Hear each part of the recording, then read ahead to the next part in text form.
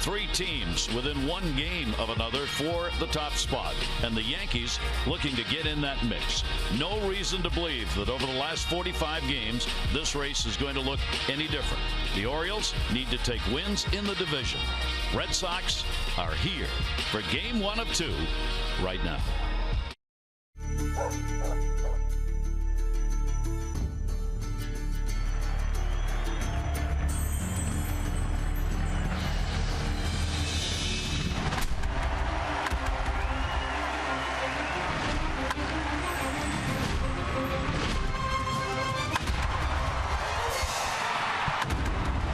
It's the Orioles on Masson, and the Birds happy to be back home in Birdland here at Camden Yards. A 2-game series against the Red Sox. The battle underway for first in the division. Hi, everybody. I'm Gary Thorne, and welcome. For the Orioles, they come off a trip to the West Coast in Chicago that went 5-5. Could have been better, but it could have been worse. 500 on that trip is all right. The Red Sox, they have won 4 in a row. They had to play a makeup game yesterday in Cleveland. Delayed 2.5 hours on the tarmac trying to get to Baltimore. Late arrival about 10 o'clock last night. So they're putting a string of games together now without a day off. So these two teams, home and road, have distinct advantages. Take a look at the numbers coming into this ball game. Runs per game going to favor the Orioles at home, but not by much. Boston on the road, pretty good. The home run difference, enormous. Orioles here at home have hit 89. Red Sox 70 on the road. The starter ERA, there's not much difference here between Boston starters on the road and the Orioles at home. The bullpen is what you would think. The Orioles have an advantage there with a very fine 2.63 at home, 3.54 on the road. Whole point is, Mike Bordick, the Orioles will try and take advantage of this home field where it has been so good for them all year. Well, it sure has, and I think this whole team breeds so much confidence when they come back home to Camden Yards, especially the starting pitcher tonight. Gallardo has pitched very well in his friendly confines of Camden. But the offense has had great success here as well. But you mentioned the bullpen numbers, and really that's what it's going to come down to, I think. These are bopper lineups, and they're going to slug it out in this short 2-game set. I mean, both teams are hungry to win the division. This is going to be a great matchup here in the middle of August, and the Orioles bullpen could be the key at the end, getting Zach Britton in there. And a bit of an irony, the Orioles get to see Rodriguez on the mound, who was a very big prospect for the Orioles, went in the Andrew Miller deal and is now Boston's starter. Yeah, absolutely. And, you know, this kid had some struggles the first half of the season, and he got sent down actually just before the All-Star game. But he came back, of course, and he is much better. He made the adjustments. He's been pitching so well. Actually, the whole rotation for the Red Sox has been on a nice little roll, and it kind of got him right back into the hunt. So some positive things happening with the Red Sox as well as the Orioles. Pennant chase is underway. I mean, you can feel it, and you can see it in the numbers. All of a sudden, the gluing together of these teams that are in a battle for the division lead is coming. You're getting better pitching. You're getting consistent hitting. You're getting the kind of play you expect at the end of the year. Yeah, absolutely. The cream is rising to the top for sure, and I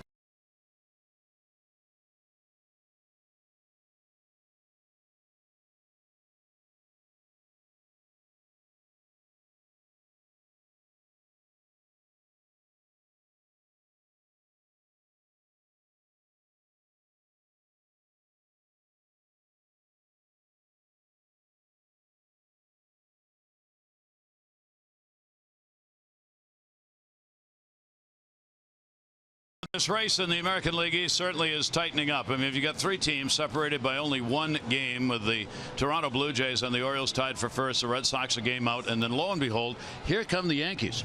And with all these interdivision games left, the Yankees are thinking, you know something, we may get right into this mix. Yeah, they could be spoilers for sure. They have some great young players. Another team, here we go, in the American League East. And that's the fun of it. With only 45 games left to go, we are ready for the first of 2 against Boston. First pitch on a summer night when we come back.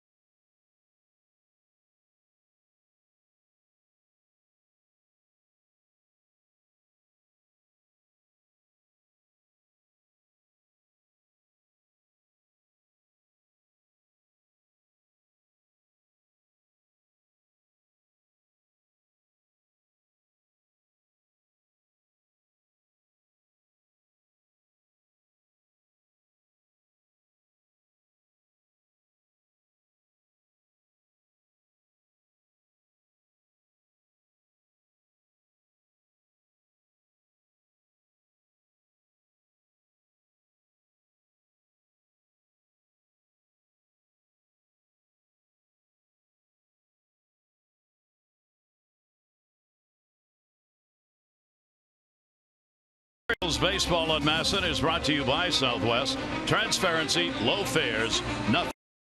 800-582-4812. 800-582-4812.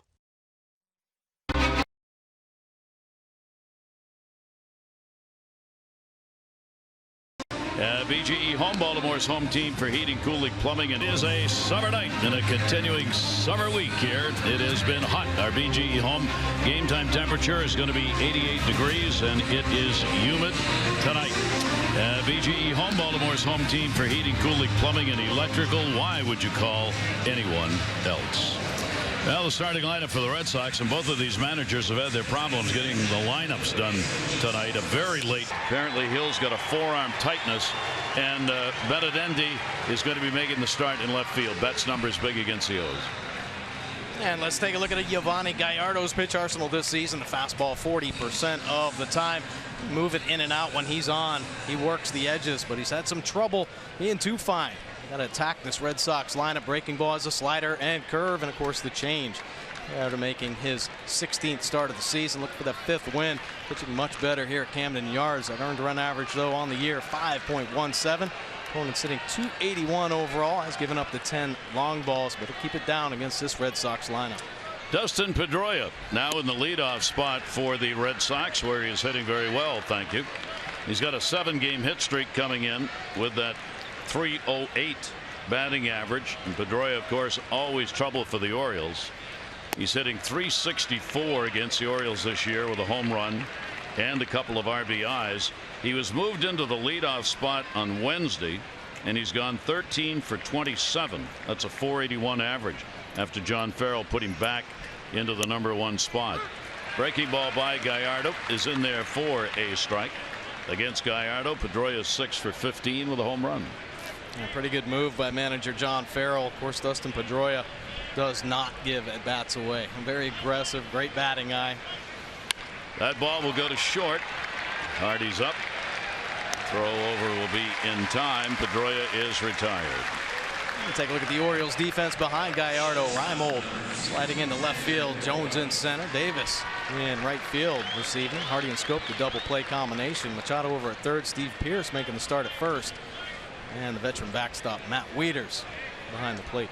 Not a series where you want to have Chris Davis playing his first game in right field and Steve Pearce playing his first game at first.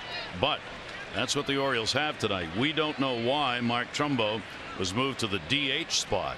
He was supposed to be playing in right field tonight, and Pearce was supposed to be the DH. But again, a late lineup change, and you got to figure it was something to do with Trumbo.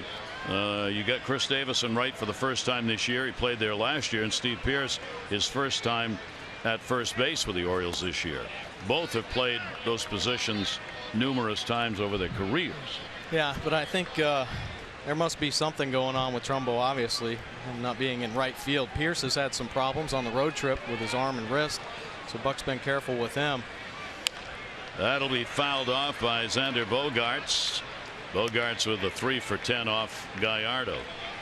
So it's interesting, you get these teams coming in with changes late in a big series that you'd rather not have made. Right. Hanley Ramirez is not going to play. He's off on the bereavement list. That's a big loss in the lineup for the Red Sox. He's going to miss both games.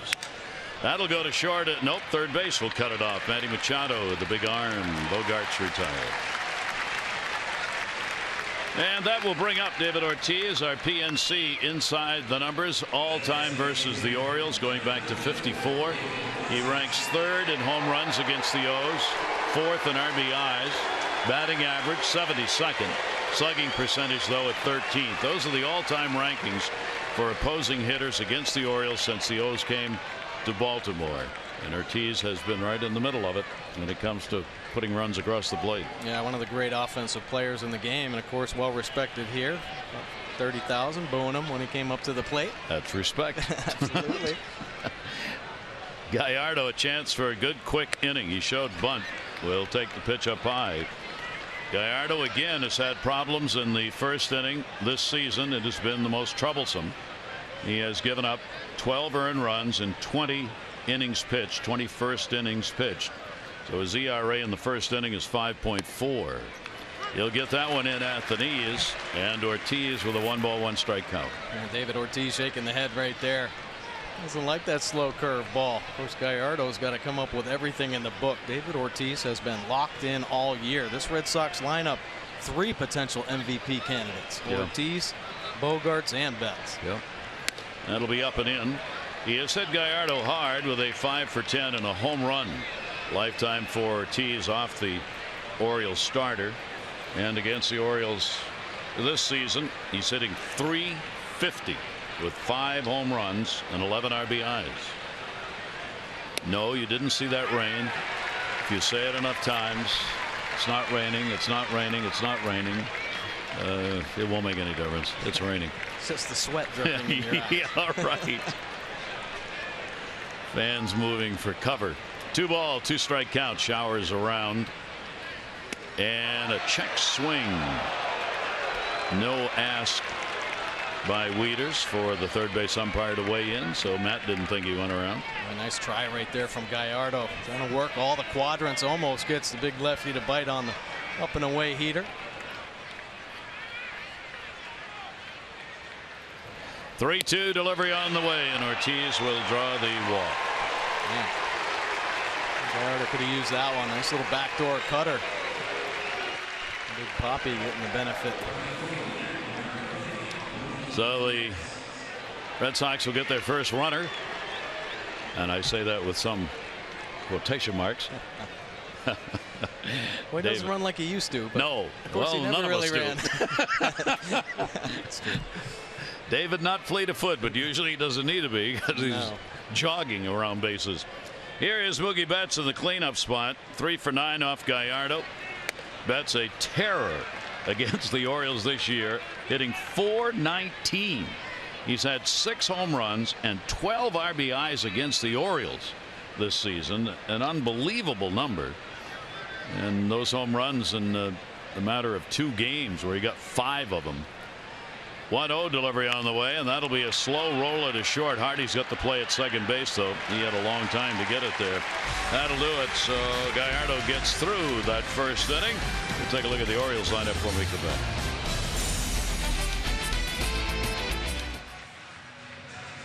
Second base, though. He had a long time to get it there. That'll do it. So Gallardo gets through that first inning. We'll take a look at the Orioles lineup.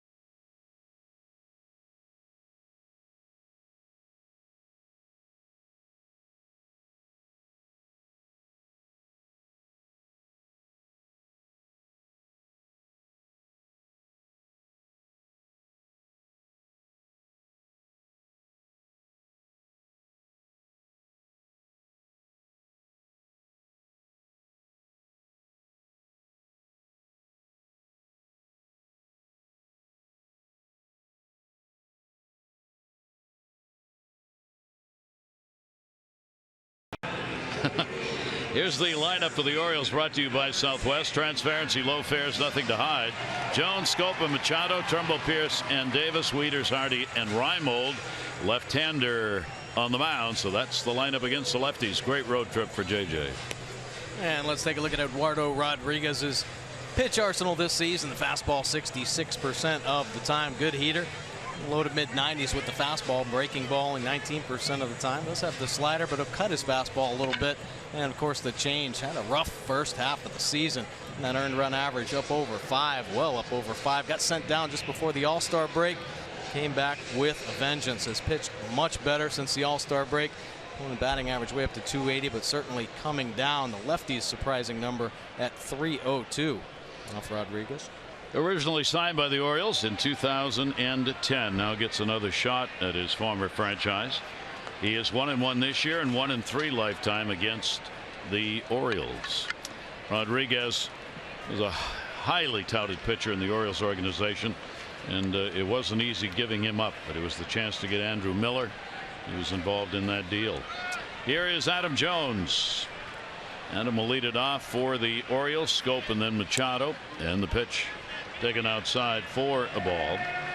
Adam has gone 4 for 11 with a home run off Rodriguez. Eduardo working from the third base side of the rubber. 1-0 delivery, and that'll be fouled off the other way. Nice pass on the heater there from Adam Jones, and what a road trip he had. 386, couple home runs, 6 RBI. Adam Jones numbers right there where they have been his whole career. Mid-20s with home runs right now, driving in some runs, and he has been a force at the top of this Orioles lineup. 339 so far in August, and he pumped that up with a really good road trip. He hit 386 on the 10-game road trip, 2 home runs, 6 RBIs, and a big part of the Orioles offense in those games where they got it going in Chicago, Oakland, and San Francisco. Adam with a 1-ball, 2-strike count. Orioles lead the season series 6-4 against Boston. In the air, shallow center. Bradley started back. Plenty of time to come in and get under it, though, and Jones retired. Let's take a look at the Red Sox defense. Very young outfield, but very talented. Benintendi over in left field. Bradley Jr. in center. Betts in right field. Bogarts, the young shortstop. Having a great year. Pedroia, veteran second baseman. Holton Shaw will be on the corners, and Leone will do the catching. Jonathan Scope with a big home run and the tremendous comeback the Orioles had against the Giants in Game 3, winning just their 2nd game of the year when trailing going to the 9th inning. And he fouls that one off. And this is the shot heard round the bay. Heard it all over here. That's for sure on the East Coast. Bomb. Jonathan Scope picking up his 9th home run in the 7th inning or later. This Orioles team, comeback team for sure. They never quit. And Giants got a taste of that in the 7th, 8th, and 9th inning. 0-1 delivery on the way to him, and that'll be fouled back. Scope now is the regular in the number 2 spot when the Orioles are facing a left-hander. Otherwise, he's down in the order 6 or 7. McShowalter has settled into that after the All-Star break. And Jonathan has a 1 for 7 off Rodriguez. Left-hander ahead on the count 0-2. Came right after him with a heater up for K. Well, Rodriguez, that is his best pitch, the fastball, and he is establishing it right now. Take a look at the Mercedes pitch track, the high heater riding up and out of the zone. You see the velocity at 94. That late life to get Jonathan Scope. He challenged Adam Jones with heaters, came right at Jonathan Scope as well. Big punch out there, and that was a Mercedes-Benz pitch track, the best or nothing. Bring up Manny Machado. Manny has raised the average to 305, 5-game hit streak. 7 for 22, a couple of doubles during the hit streak for Manny. Trying to take a little time here to give Gallardo, his starting pitcher, a little more rest on the bench, as a couple of quick outs recorded here by Rodriguez. The Orioles against the left-handers still very good. They are 17-15 against left-handed starters, and believe it or not, that's the 2nd best win percentage against lefties in the American League. Now the batting differential continues to be about 40 points less against lefties than righties, but it hasn't affected the ability to get wins against left-handed starters. And a lot of that has to do with getting the left-handed starter out of the game and getting to the bullpens. There you go. Exactly. That's really what it's about. Manny will take, and that's going to be inside 3-0. And that's what's kind of surprising about this Orioles team. Yeah, they'll run a starter, and typically teams are set up nowadays where the back ends of their bullpens are typically the best arms. You know, lower earned run averages, obviously the setup man and the closer, and the Orioles make their hay off those guys. 7, 8, and 9 innings. So a green light on 3-0. Manny looking to drive one off Rodriguez, and the count will go to 3-1. Manny also had an outstanding road trip. He hit .349, 4 home runs, and 11 RBIs on the Orioles' 10-game road trip. 3 ball, 1 strikeout. Infield playing him to pull, and he'll foul it off the other way. Manny wanted that one as he grips the bat after he finished his swing.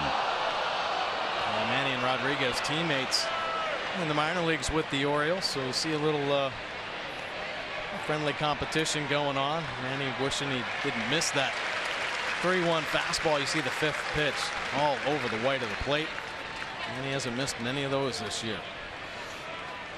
3-2. Little breeze blowing out to left, but not much. Full count delivery on the way, and that'll be popped up.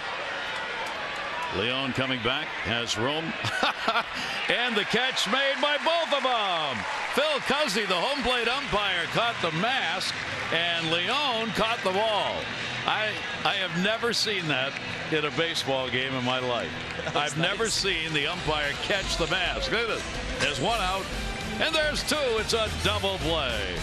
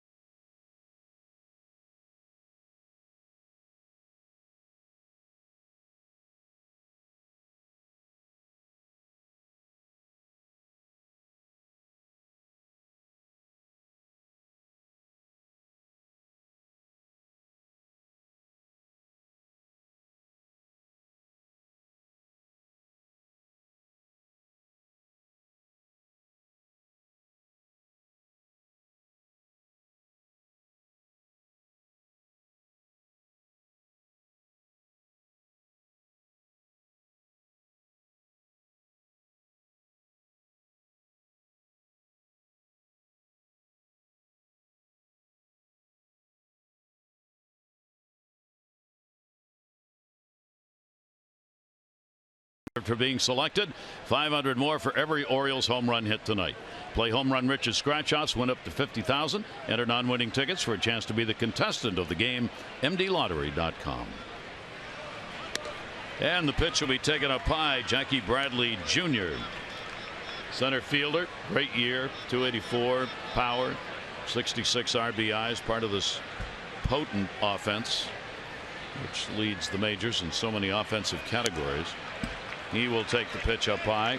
Bradley has gone 2 for 5 off Gallardo. Gallardo comes into the ball game with a 2-2 lifetime mark, 5.26 ERA, his 6th career start against the Red Sox. 2-0 delivery, 1 to hit, down straight back into the screen. Gallardo has been working the 5 innings. A 5-inning pitcher. It's what the Orioles thought it would probably be when he was signed, and there was an injury, and they figured if he can get anything over 5, it'll be gravy.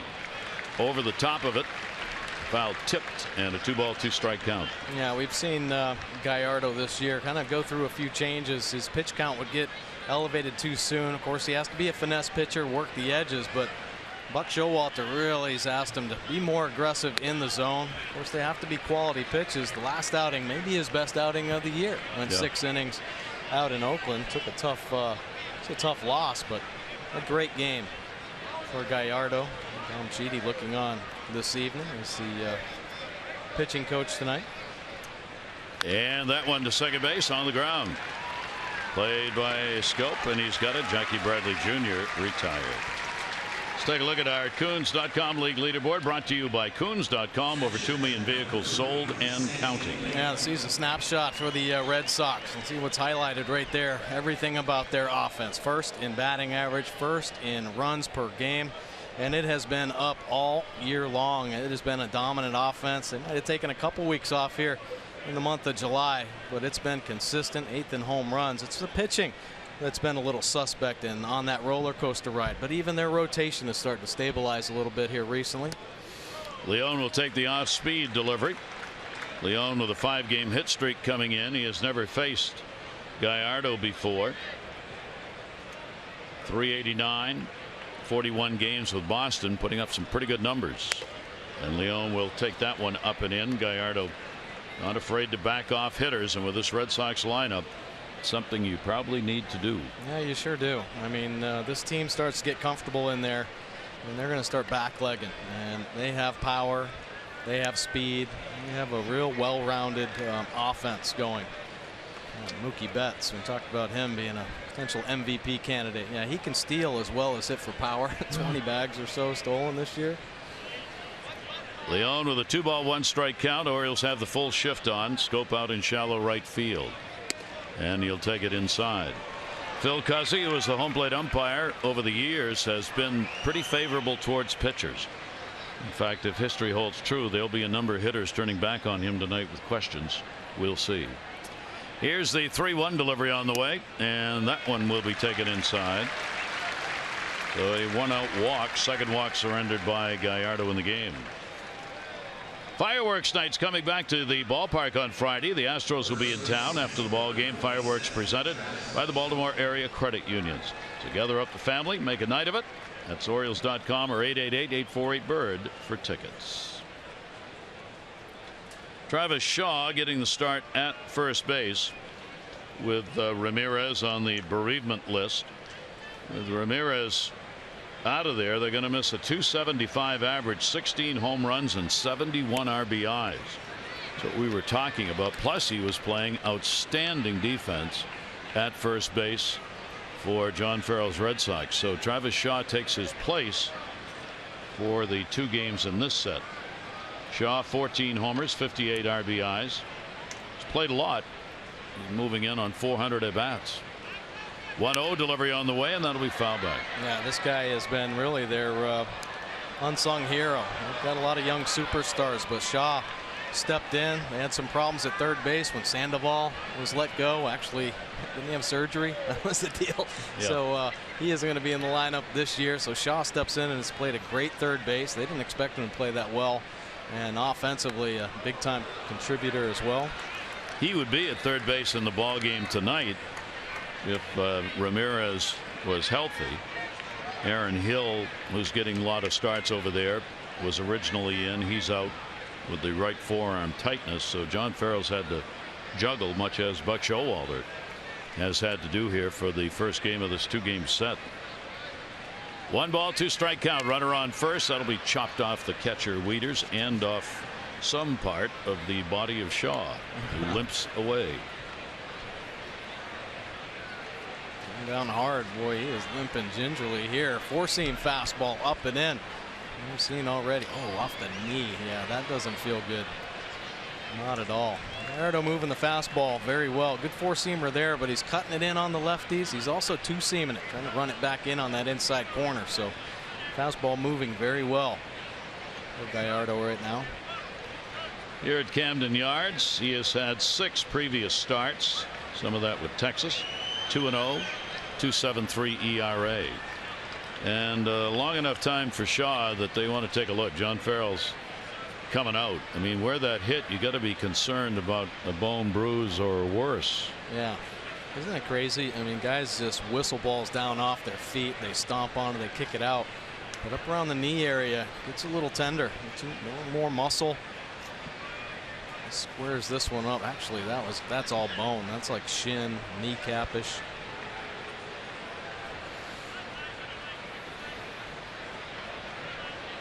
Short bench tonight with Hill unavailable.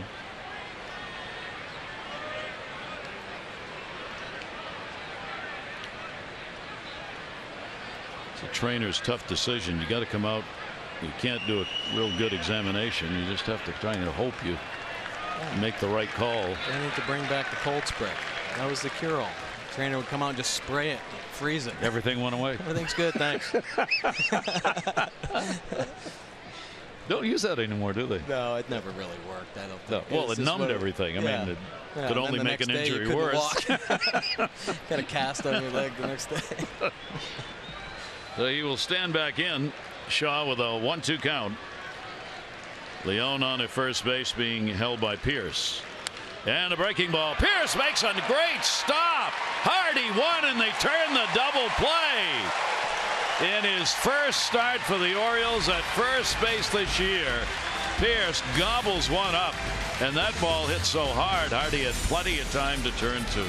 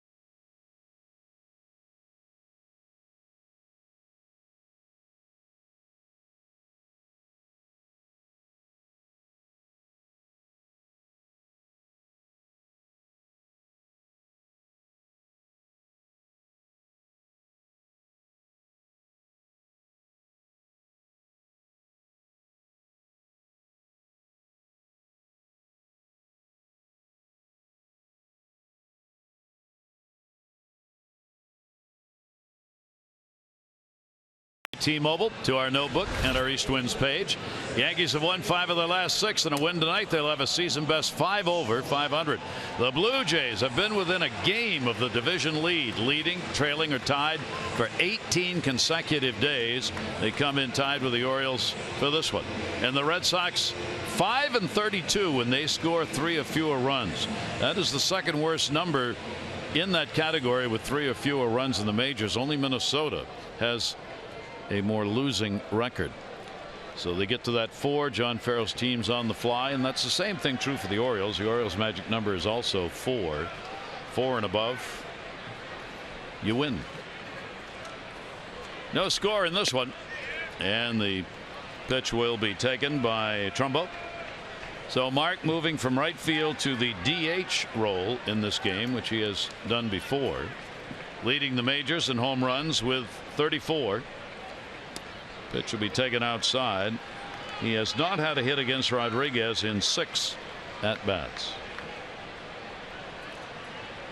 Trumbo being chased by Encarnacion of Toronto. He's got 33 homers. Todd Frazier's got 31 now. And Trumbo with the major league leading 34. Nolan Ariendo leads the National League at, if I remember right, at 30 home runs. Well, you mentioned the pitchers attacking these offenses. That's really the key, limiting this. Both offenses have the potential to put big crooked numbers up in innings. But when you can contain them, keep them down to 3, that's when you get a great chance. The Orioles have seen that this year. Red Sox as well. Boston going with the left-handers for the 2 games. Rodriguez, you saw David Price, who will make the start in tomorrow night's game. 2-2 delivery on the way. Trumbo will take that one up high. So the count goes full, 3-2. Rodriguez not a big strikeout ratio to walks. 54 strikeouts, 22 walks. Okay. 5.43 ERA. 3-2 delivery and jam Trumbo right over the railing of the Red Sox dugout. Take a look at Trumbo. 3 home runs in the last 4 games. Best power hitter in baseball and has been all year long. The Trumbo jumbo bombs just keep on it coming. 3 ball, 2 strike count. And he'll take it, and a called strike. And there's our first turnaround of the game. Trumbo grabbing the bat. And Trumbo not liking the height of this fastball. Take a look. Incredible velocity. Looks like it's all over the dish. Pretty much center cut right there, but a nice job working Trumbo throughout the at bat. The change up, threw him a hard cutter, slider down and in. Just moved all his pitches around, able to sneak that fastball by the power hitter. 2 strikeouts for Rodriguez. Breaking ball away. Steve Pearce, who was going to DH, instead playing at first base. 1 for 5 off Rodriguez. He's hitting .339 off left-handers this year. 1-0 pitch. That's why Buck Showalter kept hesitating, putting Pearce in too early on the West Coast trip. Looking ahead, he said, I want to make sure I've got Pearce available for the 2 games against Boston, because he knew they were going to see 2 left-handers. Yeah, absolutely. And he didn't want to aggravate anything about that elbow or arm or shoulder that was bothering him. Ground ball to short. Xander Bogaerts up, and we'll record the out. I talked about Rodriguez a little bit earlier. Take a look at the Jeep inside the numbers. His first 6 starts, that .859 earned run average, all that did is get him sent back down to AAA Pawtucket just before the All-Star break, and then he was brought back up, and the difference, oh yeah, it was made. 2.80 since then. Last 6 starts, he's been dominant. Hasn't got a lot of wins. The offense hasn't been able to put any runs on the board for him, but yeah, he's been controlling the opponent's offenses. Here's Chris Davis, the other way foul. Boston, in the 6 games you were looking at for Rodriguez, Boston has scored 13 runs in those 6 games. So that's not going to get you a W. No, it's not. And it's tough for young pitchers dealing with that, thinking that they have to do a little bit more when it's a matter of just executing. The offense will be there, maybe not tonight. At least Buck Showalter hoping that the Orioles offense will be there for him. But he's hoping Gallardo can shut down the Red Sox offense and keep having the good numbers, but no wins. 1 ball, 1 strike delivery on the way to Chris. That one's going to miss inside. Chris has a 2 for 14 lifetime off Rodriguez. Since the All-Star break, a 160 average. We have seen a couple of long balls on the road trip, 2 home runs, 5 runs scored. 2-1 delivery on the way, and that one is going to miss up high apparently, and a 3 ball 1 strike count. That's all right. Well, Chris has been a little in between, but still a good batting eye. Gets himself into a favorable count here, and saw the numbers against the lefties. Lefties hitting up over 300 against Rodriguez. 3-1 delivery is swung out and missed. Yeah, Rodriguez is yet another of the pitchers we've seen that has those reverse numbers. Take a look at the Nissan pitch track. No mistakes here to Davis. Nothing on the white, and he turns that one over. 87 miles an hour. Good late movement up and down and in to Davis. Full count delivery with 2 down, and Chris will take it and will draw a walk. So Chris Davis is on. That's number 68 in the free pass department. Only Trout and Donaldson have more walks this year than does Chris Davis. Orioles get their first base runner, 2 down here in the 2nd inning. And it'll bring up Matt Wieters. For Matt, right-handed, 175, left-handed, 271, 2 home runs right-handed, 8 have been hit left-handed. Matt's got a 3-game hit streak coming in. And will lift that one to left field, but doesn't have the legs. Sounded better off the bat than where it landed.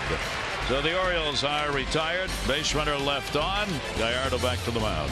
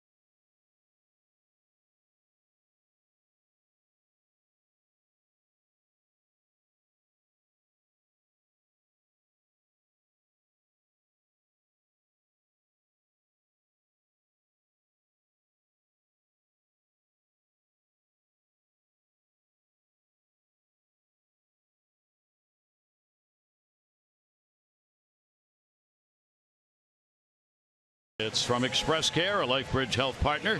For locations, visit whywaitinther.com. Orioles a little bit of an advantage this year, 6-4 in wins. Batting average, the Red Sox have the advantage there, even edging out the Orioles in home runs, 18-17. The O's pitching just enough better, and that has been the key. Teams have played to a 2-2 record here at Camden Yards this year. Gallardo, and the pitch will be taken for a strike. Brock Holt, inserted late into the lineup to play at third base. He's got a 2 for 8 off Gallardo. 0-1 delivery to him, and that'll be towards second base. Jonathan Schoop. Gallardo's getting a lot of rollover ground balls. Good sign for him early in the game. On Saturday, the first 25,000 fans 15 and over at the Astros game will get the Crush Davis bobblehead. Great collector's item. The superhero slugger for the trusted Bulldog sidekick Samson. And it'll be a fan favorite. And that's coming up on Saturday. For tickets, Orioles.com or 888-848-BIRD. One of the young players for this team, Andrew Benintendi, is getting the start in left field. He's a regular. That's where he's going to play. Don't be fooled by size. He's got power. Very strong in the wrists and forearms. He can drive the ball. Made his debut on August 2nd. You talk about coming in a hurry. Here's a young man. He was selected by the Red Sox in the 2015 draft. 7th overall. And getting some work in. Chili Davis, hitting coach. Comebacker. Gallardo's got it. That ball's got to have some sink on it, doesn't it? Well, Gallardo's moving the fastball around like a pro here tonight. Cutting it in on the lefties, getting some weak contact early. He's turning it over against the righties. A little two-seam action. Bottom of the zone. And boy, infield's loving it right now. Keeping them on their toes. Some easy ground ball work. So that will bring up Dustin Pedroia at the top of the order. Pedroia grounded out his first time up. Run differential for these two teams coming in. The Red Sox plus 104 for their run differential. The Orioles a plus 38. However, in the win department, the Orioles have 66 and the Red Sox have 65. That's what it's all about, right? Yep. 0-1 with 2 down. Pedroia will take the pitch outside. 1 ball, 1 strike count. We mentioned Dustin being moved back into that leadoff spot last Wednesday. He has been in the leadoff spot prior to that as well. It's not the first time that he's batted leadoff. Not this year and not in his career. He had 31 games in the leadoff spot at the start of the year, and he hit .374 batting first. Yeah, they've had a number of different players batting leadoff. Actually, Mookie Betts is in the leadoff spot, and here he is now in the 4 hole. So, versatile lineup. 2-1 foul back. A lifetime .311 hitter with 7 home runs lifetime against the Orioles for Dustin Pedroia. No matter who he's playing against, the numbers are usually pretty darn good. I was talking to the bench coach Torey Lovullo for the Red Sox, and talking about Dustin Pedroia, and said he's such an intense competitor that sometimes guys have to stay away from him. You know, he's just so. That's focused. got base hit on it. Gallardo's going to have to hustle, and does. Can't be held on to though. Might have had him. First base umpire Adam Hamari looked like he was going to give the out sign if that ball had been held on to, but it wasn't. And Pierce, a couple nice plays already in this ball game. How about Gallardo throwing off the back foot, making it a bang play, and Pierce a full split down there trying to come up with this one. It will go as a base hit. Boy, it would have been close if he came up with that one, huh? Yeah. So Pedroia credited with the infield single.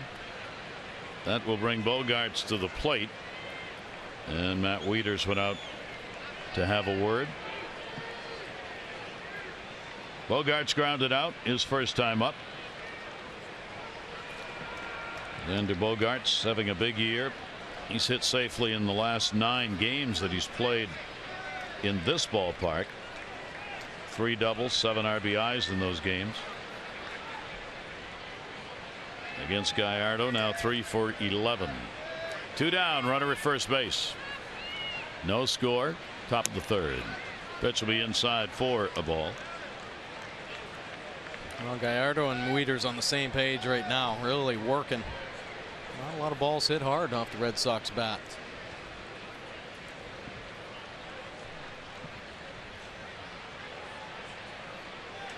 1-0 delivery on the way, and that will be taken for a strike. Orioles coming in with that major league leading 39-17 mark in their home record. Red Sox are 27-25 on the road. 1 ball, 1 strike count. Runner off first, Pedroia, and that'll be fouled away by Bogaerts.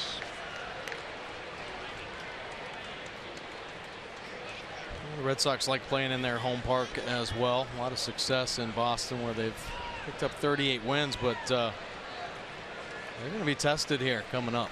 Down the stretch, they've got more. They have 29 road games left. They've played the fewest road games of any team in the majors. They're only going to play 16 at home, 29 on the road. 1 ball, 2 strikes. Runner goes. Ground ball right where he went. Bogaerts with a perfect run and hit and run, and over to third base goes Pedroia. Able to handle the bat so that he could put it right where Jonathan Schoop had vacated. Yeah, that's really what it is. Perfect job of hitting. And any kind of rush at all. 2 strikes. Pedroia in motion. And this is a matter, if the ball's close, you better put it into play. He executes, hitting behind Pedroia. Now the Red Sox offense threatening here with a couple outs. Get Big Papi up.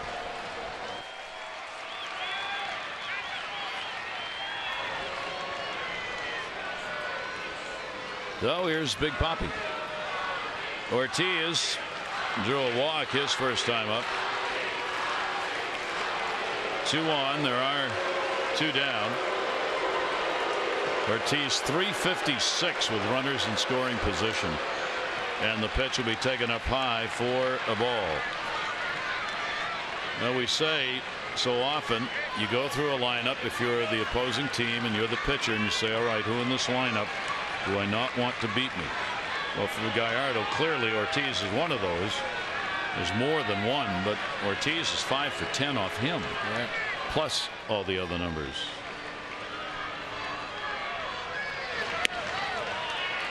Red Sox have the best mark with runners in scoring position as a team. They are hitting .286 in that department. I'll say this. I don't think Gallardo will give in 1 inch here to David Ortiz. He'll work his way through. This will probably be a full count at bat. Ortiz takes it, thought about it. It's up high. He's going to work the perimeter. Hope that Ortiz just gets greedy and tries to pick up an RBI here. He's going to stay on the edges and maybe then some. An unusual shift with a runner at third. Machado's got to stay near the bag. Everybody else has moved into that shift against lefties. There you see it. Big hole. Shortstop to second base. 2-1 delivery on the way, and Ortiz will take that, and that just misses. So the count goes to 3-1. Mookie Betts is the on deck batter. How about that power zone? I mean, it's all red. The only spot not red, top of the strike zone, and there's still danger. Papi, a lot of at bats under his belt. Great understanding of his own strike zone. 3-1, runners off first and third. Ortiz down to first, foul. That caught a piece of his foot, I think. Off the front foot a little bit as he limped off. And there you go. This is Ortiz getting a little bit greedy. The cutter working in. Might have been ball 4. He steps in the bucket. Clear him out of there. So 3-2, and with 2 down, Bogaerts at first base will be running. Outfield deep. Pedroia over there at third. Gallardo's full count delivery, and he walked in. Third walk surrendered by Gallardo, and that will load the bases for Mookie Betts.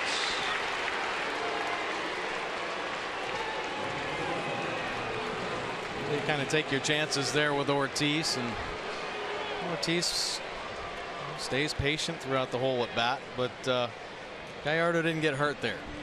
Kind of knew he wasn't going to give in. Now here's another challenge. One of the best young hitters in the game. Mookie Betts just recently slotted into the 4-hole. All his offensive successes here recently. Sacks are full. There are 2 down. Betts will take the pitch, and it is in there for a strike. Betts has had 1 grand slam this year, 2 in his career. He is 3 for 9 with the bases loaded this season. Hit into a fielder's choice. Pedroia, Bogaerts, and Ortiz.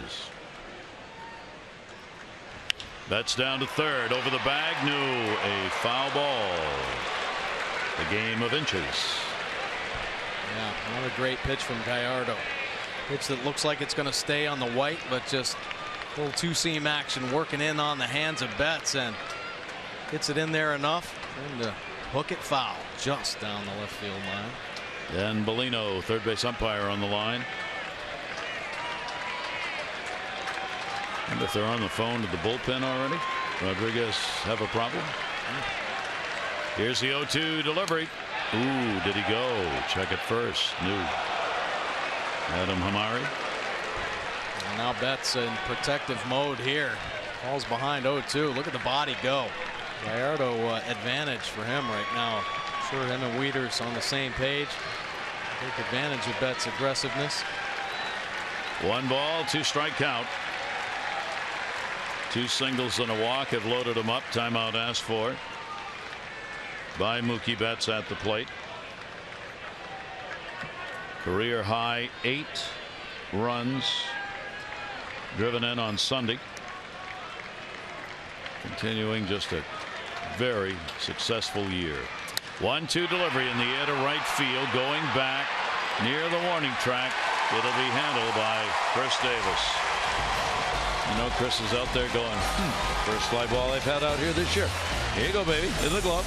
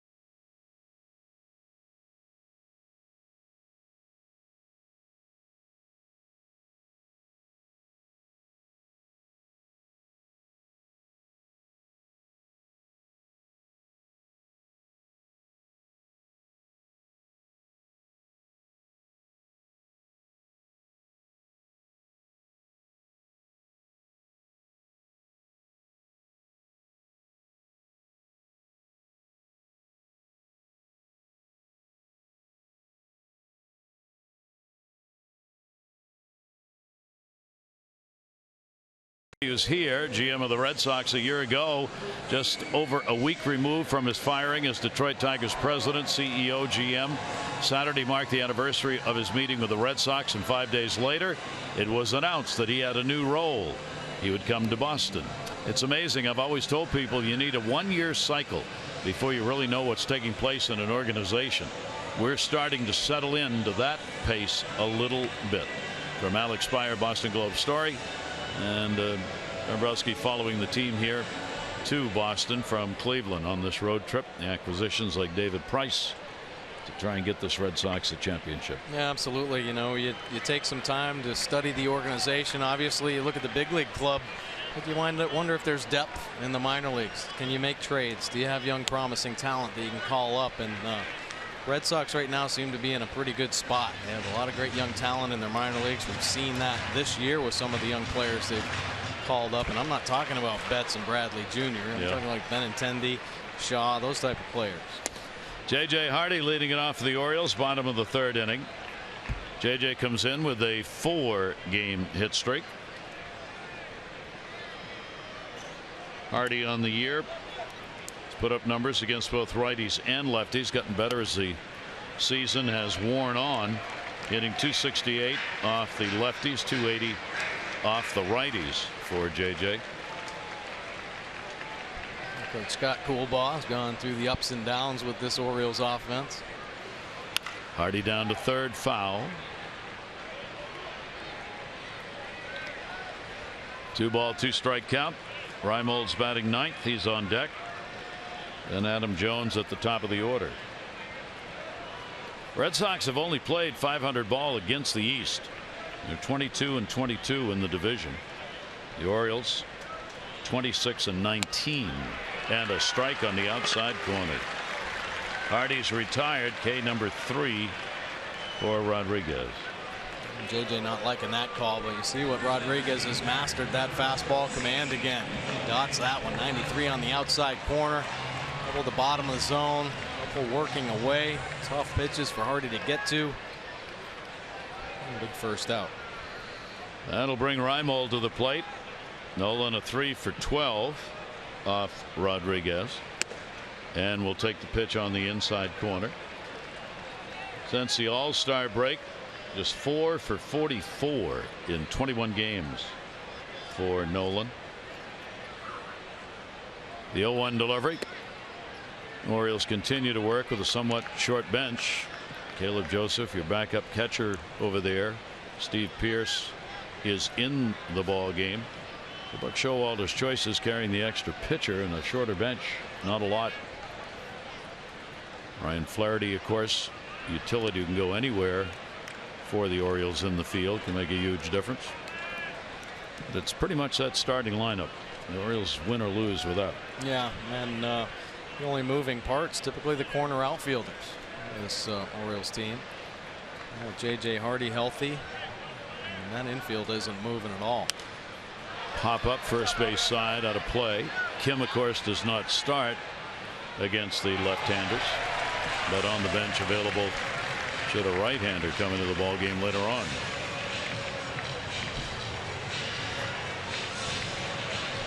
I was a little surprised that Davis moved out to the outfield, just because the infield staying so intact and so good.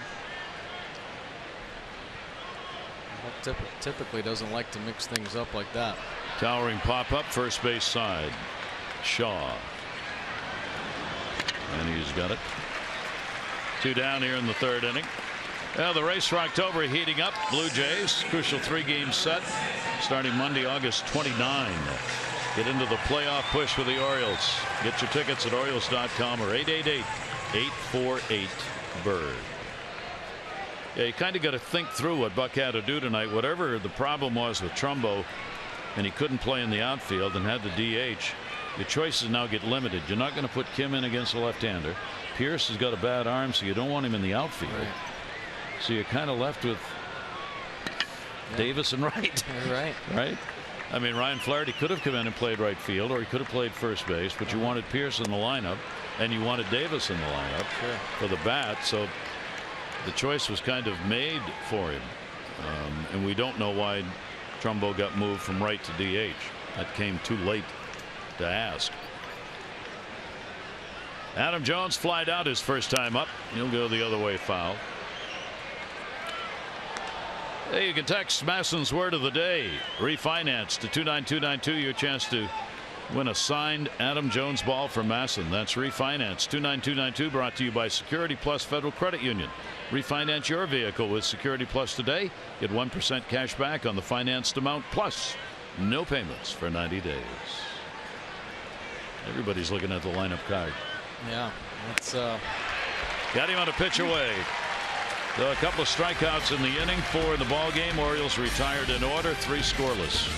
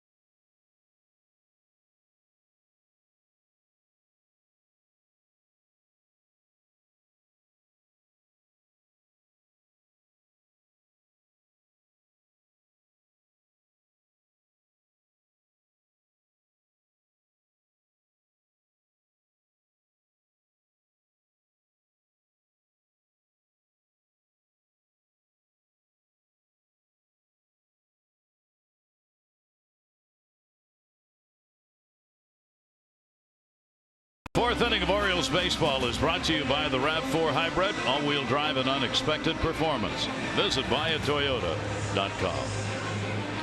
Summer night here in the city. Gary Thorne and Mike Bordick. Orioles with 2 against the Red Sox before Houston comes in for 4. Tomorrow night, right back at you. Chris Tillman against David Price. How's that matchup? Leon Masson 2. 6:30 O's extra. 7 o'clock for the ball game.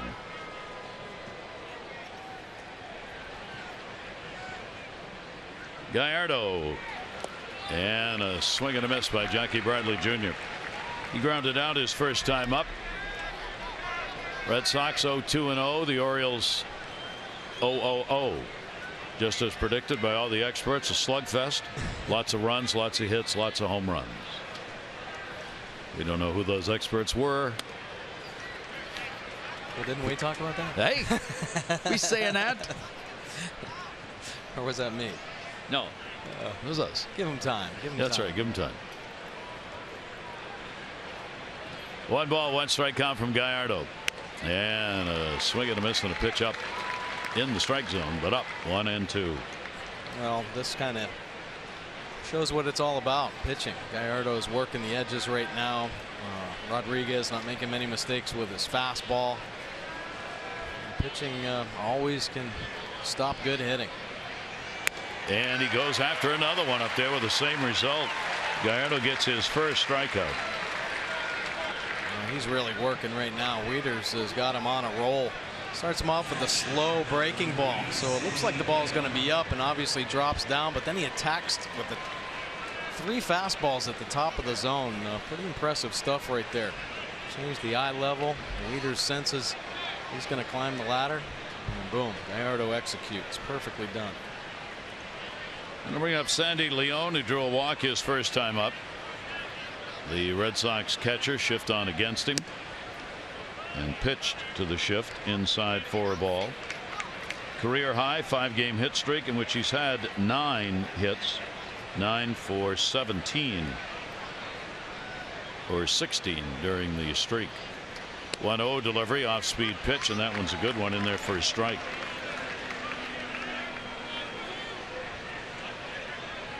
Gallardo has walked 3, struck out 1.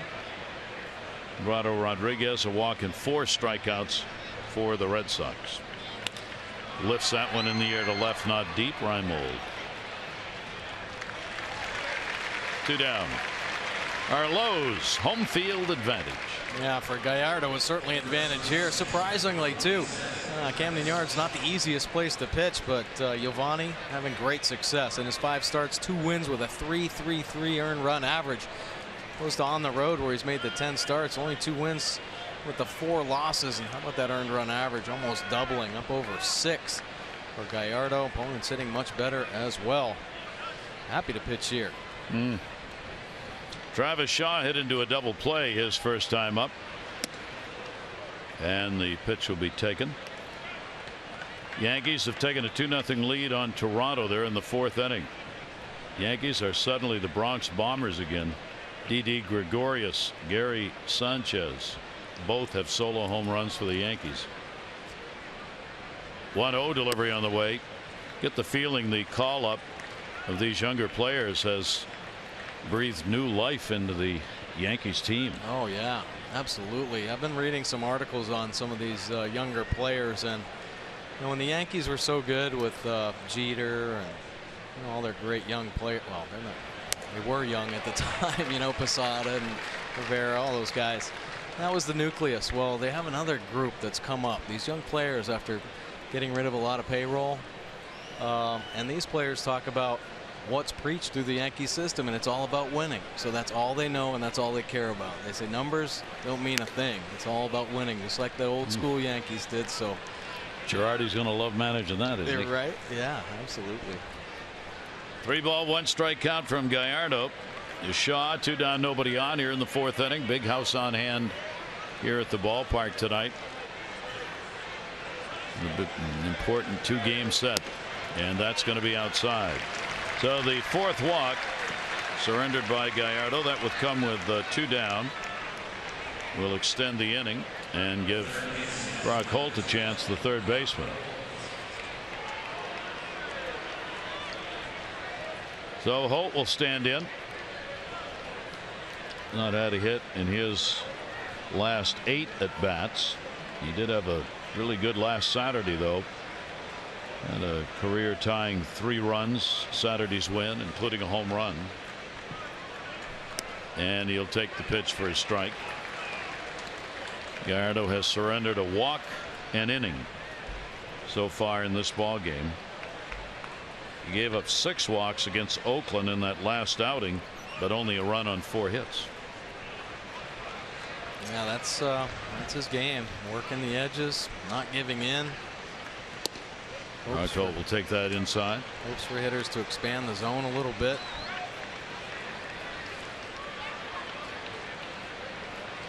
Gallardo going after win number 5. 2-2 lifetime against the Red Sox. And the 1-1 delivery, and that's going to be right there for his strike. 1-2. Just couldn't pull the trigger on that pitch. Well, when Gallardo's working his best, you get caught in between, because in hitters counts, when you think he's going to throw you the 4-seamer, he's cutting it. He's taking a little off, 2-seaming it away. And especially against the lefties, he's got them all confused right now. Trying to catch Shaw, maybe napping over there. Holt's had a couple of hits, 9 at bats, lifetime against Gallardo.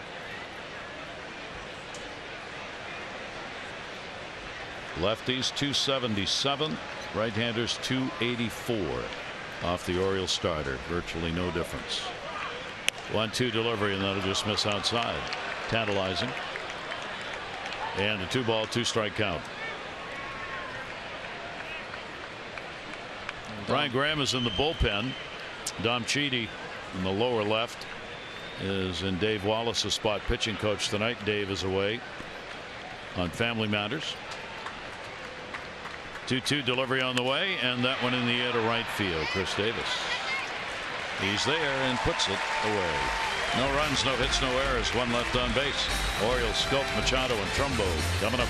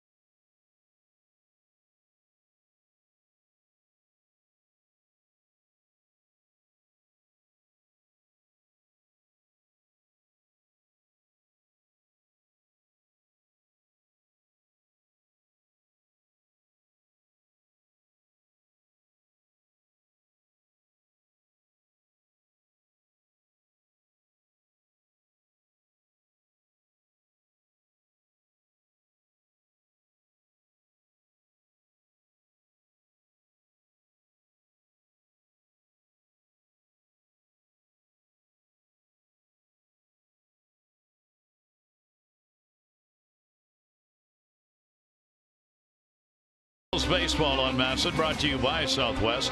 Transparency, low fares, nothing to hide. And by First National Bank, redefining convenience in banking.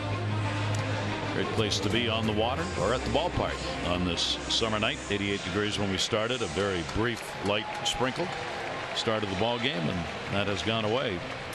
And it's the dog days of baseball that matter so much. 45 games left to go. The Orioles a tough stretch. The Orioles have 19 straight starting tonight against teams that are above 500.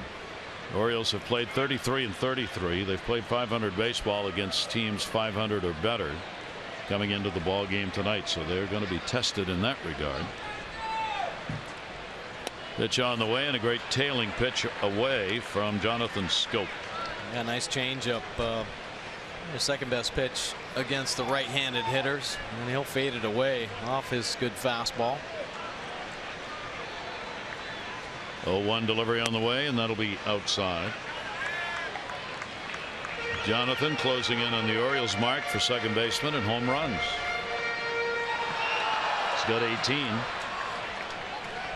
Davey Johnson, Brian Roberts also had 18 as second baseman in a year. Foul back. Bobby Grich had 19. And somebody had 20. Who was it? Second baseman, Orioles. Leader in home runs for second base. I know. You want me to tell him? Tell him. No. Yeah. Alomar? Yeah. Is that who it was? Roberto Alomar, 1996. That one is lifted foul. He heard us talking about it and decided he ought to get a little bit closer. There are the numbers right there. Yeah, most home runs as a second baseman all time in a single season. There's Robbie Alomar right on top. Jonathan Schoop. It seems like it's a matter of time. Could be one game that he could tie Robbie Alomar. Big time pop out of the bat of Jonathan Schoop. 1-2 fastball will be taken up high from Rodriguez. Manny Machado and then Trumbo. Well pitched ball game. We're in the bottom half of the fourth inning. 2-2 delivery on the way. That'll go back into the seats. Well, Orioles not able to get on the Rodriguez fastball, and that kind of tells you that it gets on these hitters quick. Take a look at the Nissan pitch track. Well, leaving a lot of balls on the white, and the fastballs that are up in the zone almost impossible to get to. Can't get that one. There's one right there.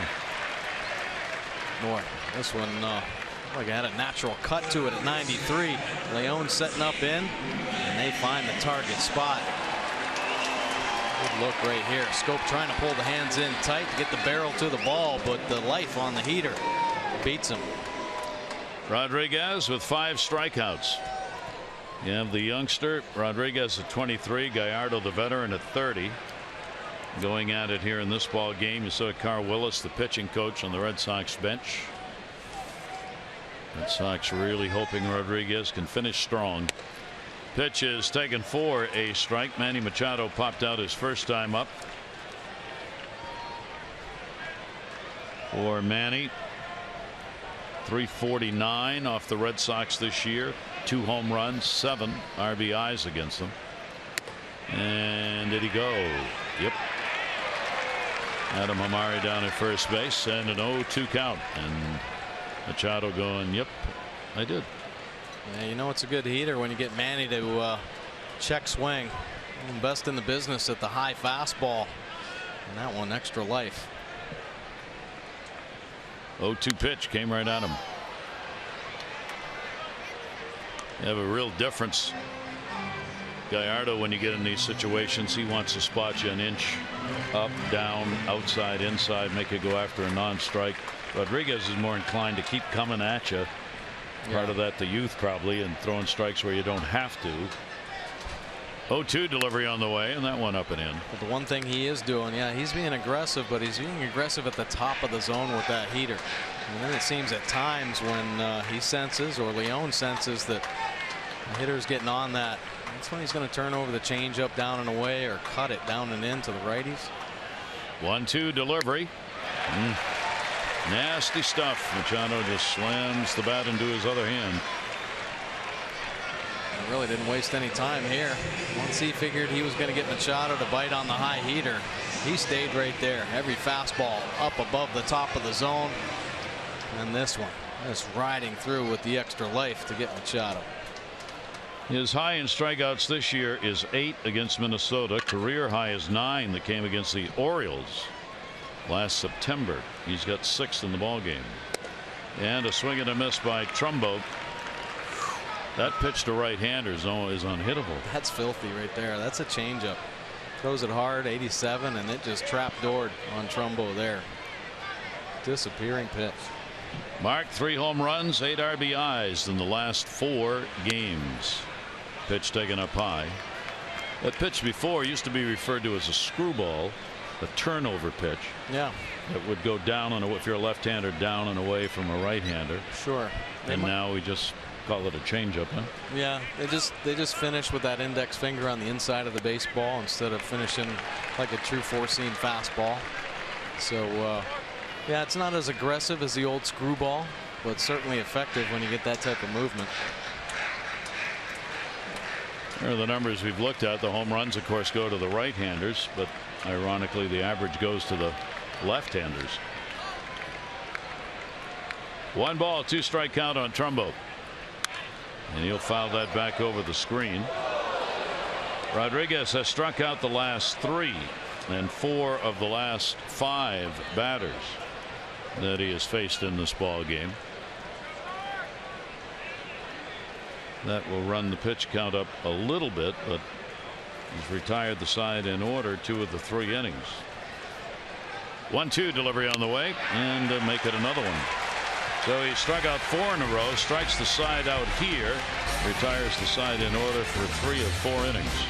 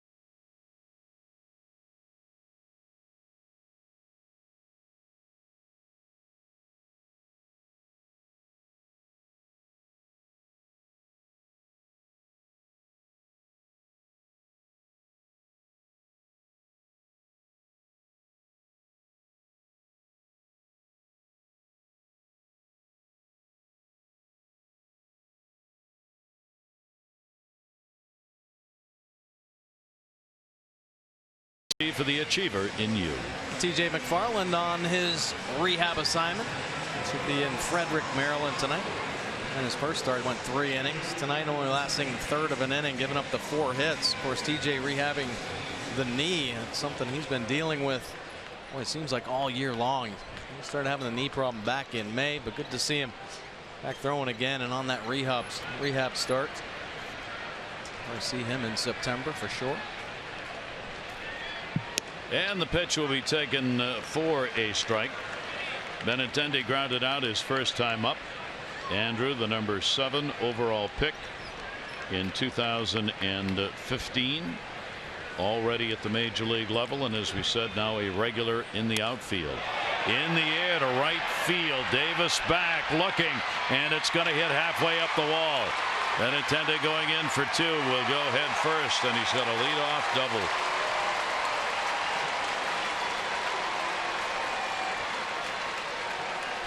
Young hitter making an adjustment here. Gallardo, he's been working the lefties with the cutter, and you see him get on the outside of the baseball. This is a good pitch, cutting down and in. Boy, the lefty clears the hips though, finds the barrel, driving it off the arm, and you better have good speed if you're going to beat Davis to second base. He does. Well played by Chris Davis in right field. Benintendi's on, gets in scoring position. The Cincinnati native rookie. First month of Major League Baseball, just his 2nd pro year. And here's Pedroia. Pedroia will take the pitch for a strike. Dustin Pedroia, a base hit his last time up, now has an 8-game hit streak. And Pedroia has a chance to put the first run up on the board. Gallardo, a look back. Pedroia right off Gallardo. Hardy's got it, makes the turn, and got him. What a play by J.J. Hardy. Now the question is, Gallardo all right? Where did that get him? Oh man, they're good plays all the way around here. Ooh, Gallardo shaking out the hand. Might have caught him on the right hand. Bullet back up the middle.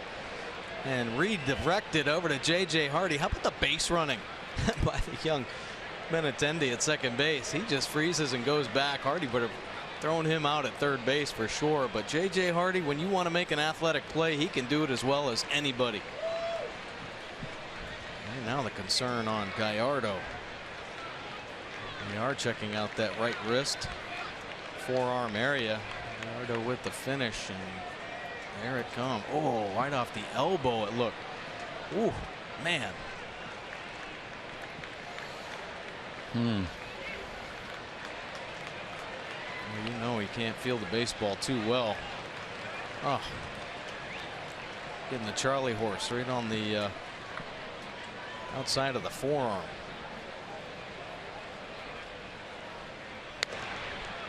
Well, Gallardo wants to throw a couple here.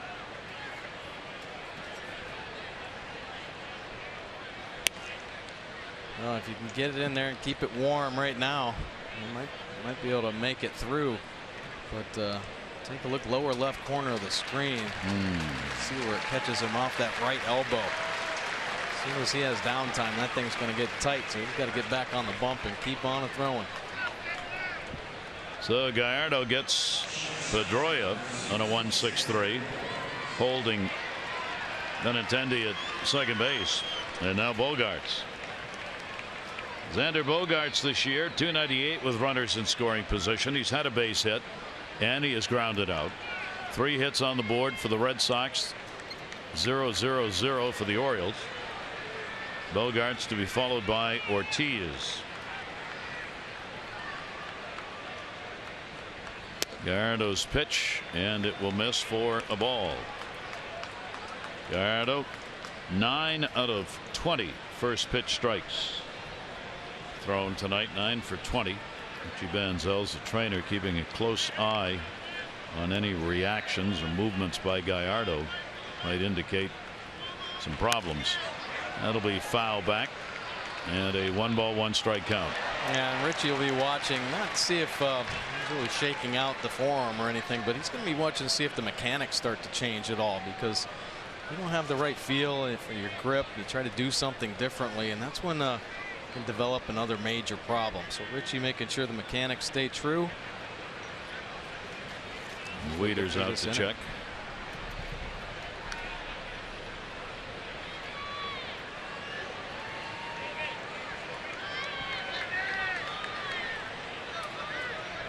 Speedster on at second base. 1-ball-1-strike count, 1 away. Scoreless ball game. Xander Bogaerts waiting, and he'll foul that one away. I was just thinking, it's interesting, isn't it? You got Pedroia and Benintendi, 2 of the smallest guys in baseball, both of whom have tremendous power, both of whom got off to great starts. Pedroia obviously has continued it for a full career already. Benintendi's off to a great start with this team. Guys who define the small guy in sports, if you will, and both very strong, both with power. 1-ball-2-strike count. Wanted to go, used the body to hold it back. 2-2. Oh, isn't that really the attraction of baseball? That really any guy can play it. Yep. As long as you have the skill set and the instincts to play the game. And the heart to want to do it. Sure. 2-2. Hardy starting to hold the runner a little closer now. He's taking a pretty good lead. 2-2 delivery on the way inside. So Gallardo, with 82 pitches thrown, works the count full. Goes to 3-2 with 1 down. Orioles have the bullpen moving around. Nobody throwing yet. But just in case, they want to do that if Gallardo gets through the inning, goes in and has that tighten up on him. He's still shaking that right hand a little bit. Yeah, it doesn't look like it's affected the command or velocity at all, though. Yep. Everything there good. 3-2 count on Bogaerts. And a breaking ball miss. That's 5 walks. Continues his 1 inning. And that will put runners on at first and second. Does set up the chance for the double play ground ball, and it does bring Ortiz up again with 2 on. He came up with 2 on in the 3rd inning and drew a walk. He drew a walk in the 1st inning, and now he's up again. There's the shift. Double play depth. Can't go in the outfield as you usually would. Ortiz has hit into 18 ground ball double plays.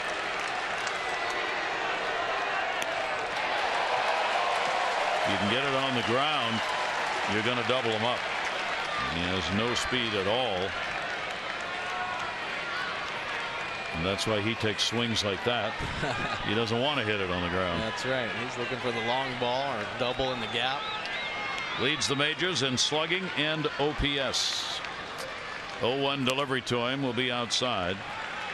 Ortiz is 4th in average, 3rd in on base percentage, and 2nd in RBIs in the league. Donnie Hart, just in case warm up. 1 ball, 1 strike count on Ortiz. 1-1 delivery, and Ortiz another big rip. Pretty impressive stuff here from Gallardo, reaching back. One of his best fastballs of the night, 91. We talked about Rodriguez having some life at the top of the zone. How about this one staying true from Gallardo? Nice pitch.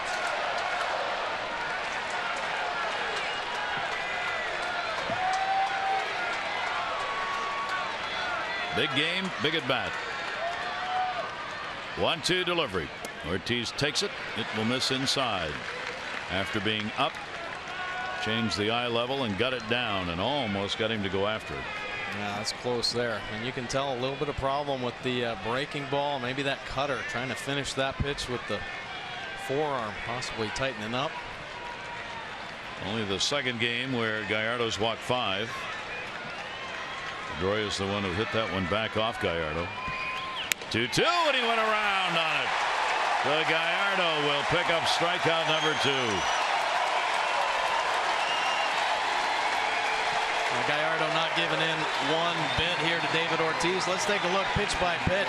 Nice 2-seam fastball working it off the plate. Short. Nothing's going to be on here. Top of the zone with a fastball again. Little cutter, change the eyes a little bit, and gets him in between. Another good fastball. That one 92 at the top of the zone. 2 on and 2 down. Ortiz gone. Mookie Betts up. Betts 376 with runners in scoring position, the 6th best in the league. And rips it to left field. That is way back of the wall, and goodbye, home run. Mookie Betts with a 3 RBI homer.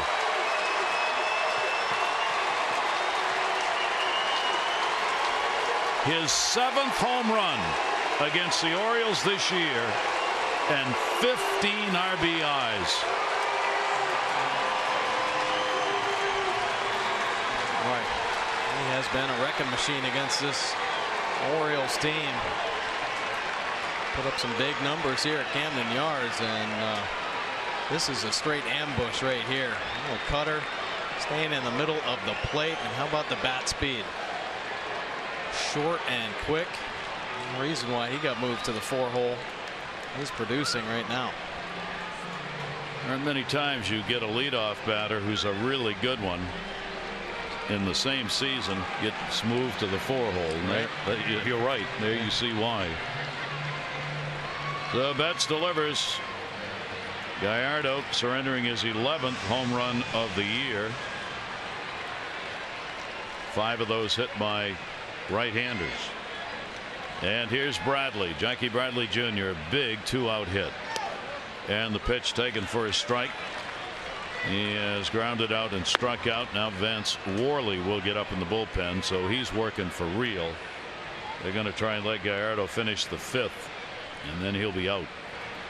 0-1 delivery is a chopper. Gallardo's going to have to field this into the runner. Makes a fine play to record the out. But a 3-run homer by Mookie Betts. And the Red Sox have a 3-0 lead.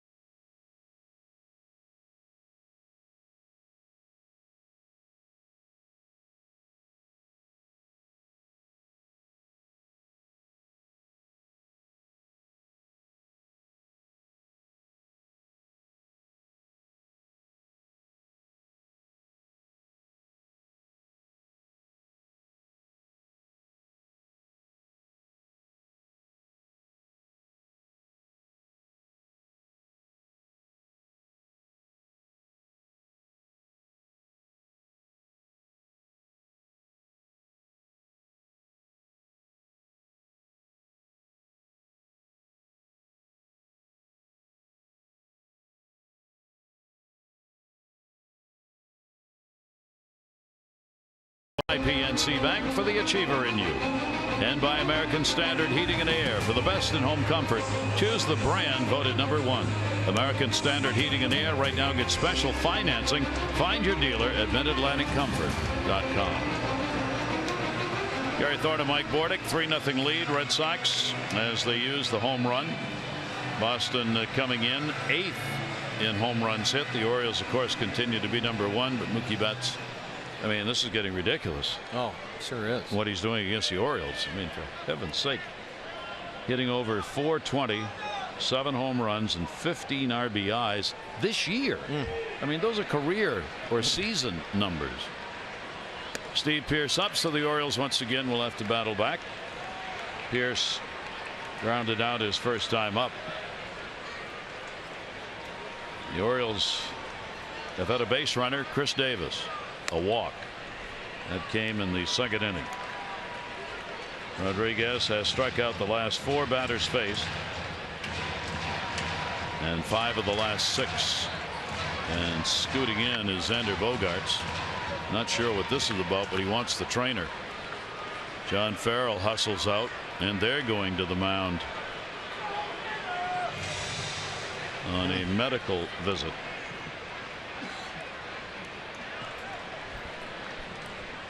Let's take a look at the last pitch thrown here. When the middle infielder comes running in, typically expect some signs or whatever, but Bogaerts has played behind Rodriguez before. He knows something's going on. And Rodriguez immediately looking into the dugout. Well, he's coming out of the game. How about that? Well, Rodriguez throwing a no-hitter, and will leave the ball game having given up 1 walk. That's it. But he will be replaced because of some injury.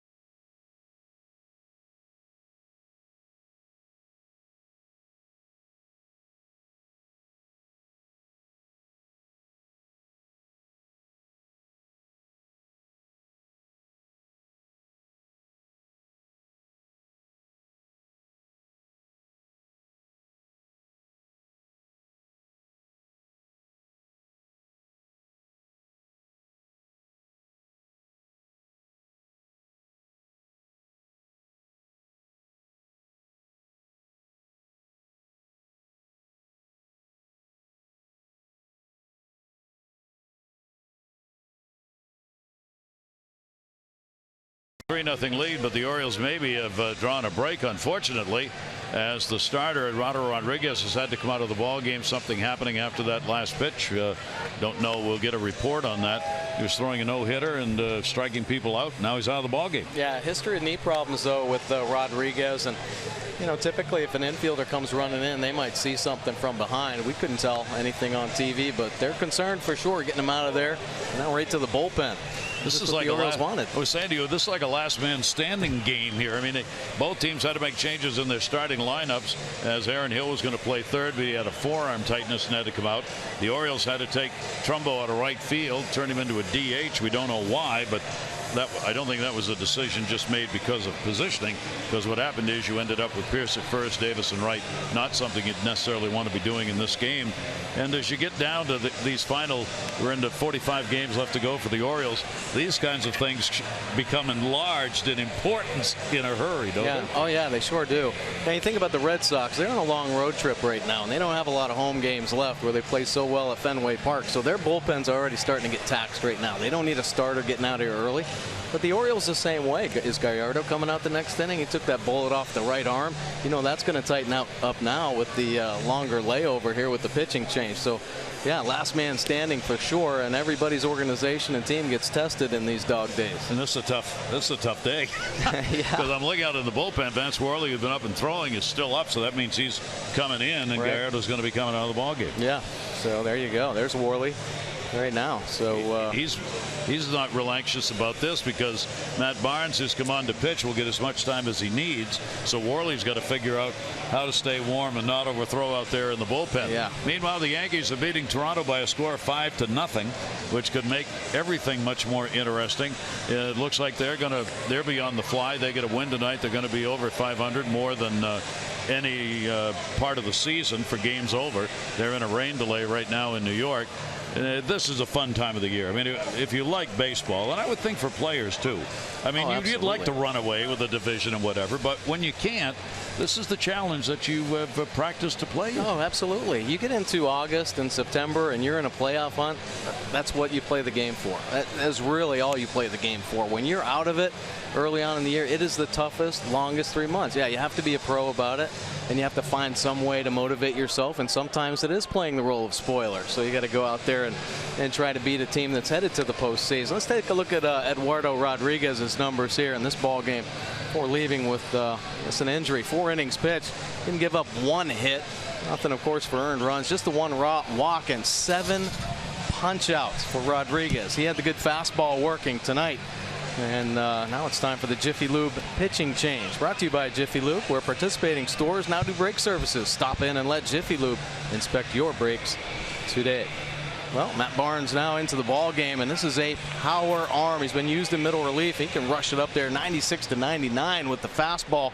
Here it is. Hit it if you can. Has a curve to go along with it. Occasional slider and change. 3.35 earned run average. He's got 3 wins on the season, but you see the 56 punch outs in 53 innings. So he's going for the K. Opponent's hitting just 236 overall. So he picks up here with a 2-0 count on Steve Pearce, and Pearce will take the pitch up high. Steve leading it off, Davis and then Wieters to follow. For Barnes against the Orioles, game number 5 this year. He has given up 2 runs, 6 hits in 5 innings worked against the Orioles this season. 3-0 pitch on the way, and that's way outside as he slipped on the landing spot. So the walk, a leadoff walk for the Orioles, and only their second base runner of the game. On Sunday, don't miss a promotional giveaway. Fans will be texting about all off season. Game against the Stros, 135, Birdland Power Company emoji t-shirt, digital versions of some of your favorite sluggers. And then the kids 14 and under get to run the bases after the game, as they do each Sunday at home. Go to Orioles.com or 888-848-BIRD for tickets. Chris Davis coming up. Davis drew the other walk that came in the second inning. The only 2 base runners the Orioles have had. Chris Davis against Barnes. Double play depth, no shift into shallow right field with a runner on at first base. Here we go. Audible. Holt in motion. Audible. Well, Bogart's responsible for the whole left side, and he is honoring the bunt. 0-1 count. And that will be a swinging strike. And the way the walk is charged to Rodriguez, not Barnes, since the count was 2-0 when it started. So Rodriguez will finish 4+ innings, no runs to this point. He is responsible for the runner. No hits. Davis at 0-2.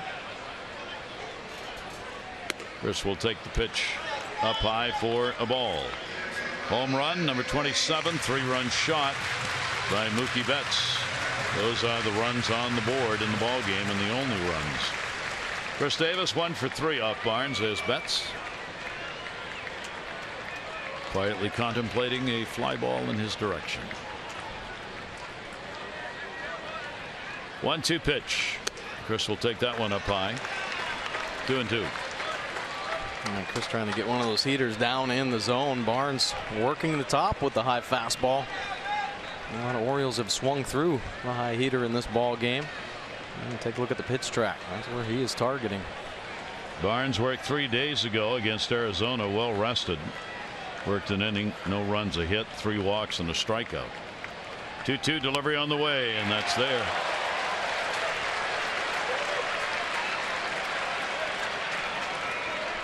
Well, the Orioles piling up some strikeouts. That's 8. A couple to the top, and then there you go.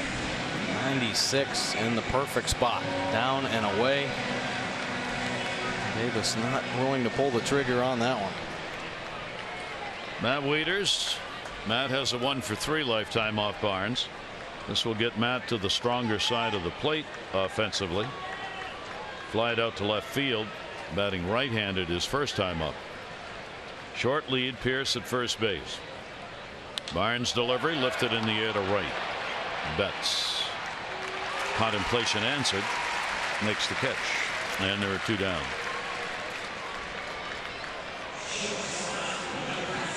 Two away. Leadoff walk. Pierce remains at first.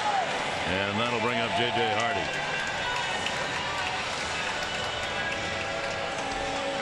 Hardy's got a 3 for 4 off Barnes. As they say in the ballpark. J. Hardy. That was perfect. Wasn't it? I love that. 2 down. And the pitch is in there for a strike.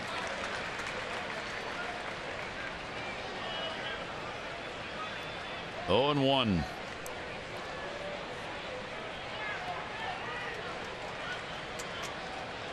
Worley standing in the bullpen, throwing a couple of times and watching the action, trying to stay warm, ready to come in. It's not hard to stay warm. Maybe keeping your arm loose is a better way to put it. Yeah. And sweat dripping off him out there. And then up for the last couple innings. Brian Graham, interim bullpen coach, going over the lineup with Worley. 0-2 the count. Barnes delivery. Just a little bit outside. 1-2. Trying to bring that 2-seamer back over, just missing the outside corner.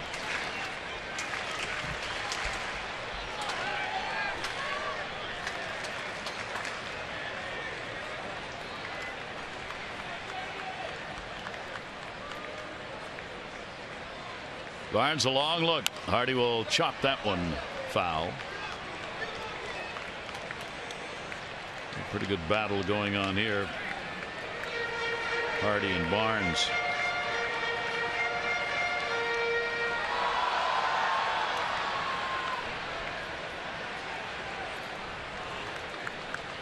And JJ, of course, been so good at using the whole field. We've seen him go to right more times this year than any in the past.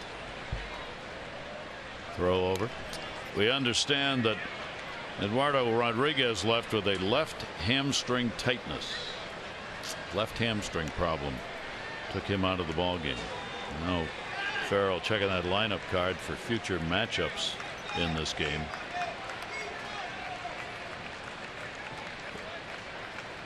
One, two, that high set. Hardy will foul it back. I have a moment. I want to send out best wishes to Bob Watson. Bob, great baseball player, did a tremendous job, GM with the Yankees for years, putting teams together along with Buck Showalter. Great story in the New York Daily News today. Bob suffering with kidney problems, going through dialysis 3 times a week, fighting the battle. We wish him well. A wonderful man. 1-2 pitch on the way and a swing and a miss. So Barnes picks up right where Rodriguez left off, striking out Orioles. A runner left on, Worley to pitch.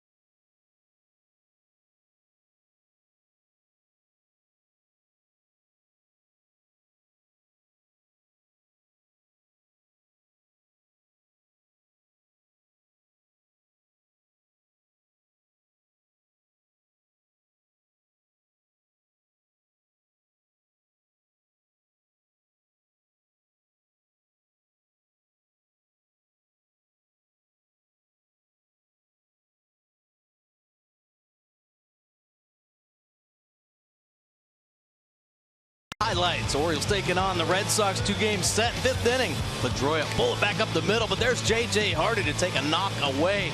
He's a runner at second base, so the Red Sox threatening. Big Poppy goes down, but here comes Mookie Betts. Oriole killer for sure this year. 11 games. He's hit 7 home runs and now 15 RBIs. Geico 15 minutes could save you 15% or more on car insurance. Visit geico.com for a free rate quote. Take a look at Yovani Gallardo's pitching line. 5 innings. Holding the exit after taking that bullet off the right throwing arm, the elbow. Moving up to 4 hits. 5 walks in the ball game for Gallardo, but really pitching well. Moving up to 3 runs. A 3-run shot from Betts. Worley now into the ball game. Master of manipulating the heater. 73% fastball usage. He'll cut it. He'll 2-seam it. Very deceptive delivery. Pitching to a 3.12 earned run average this year. Holding opponents down to just the 247 overall batting average. And Worley will deliver up high in his first pitch of the ball game. Sandy Leon, Red Sox catcher, has drawn a walk and he is flied out. Full shift employed against the switch hitter. 1-0 delivers away. Worley has appeared in 1 game previously against the Red Sox. A couple of runs, 4 hits, 2 2/3 innings. He owns a 1-0 mark in those career games against Boston. 4 of them. That pitch is taken outside. Leon to be followed by Shaw and then Holt. 3 runs, 4 hits, no errors, 5 left for the Red Sox. 0-0-0, 2 left for the Orioles. And the pitch is in there for a strike.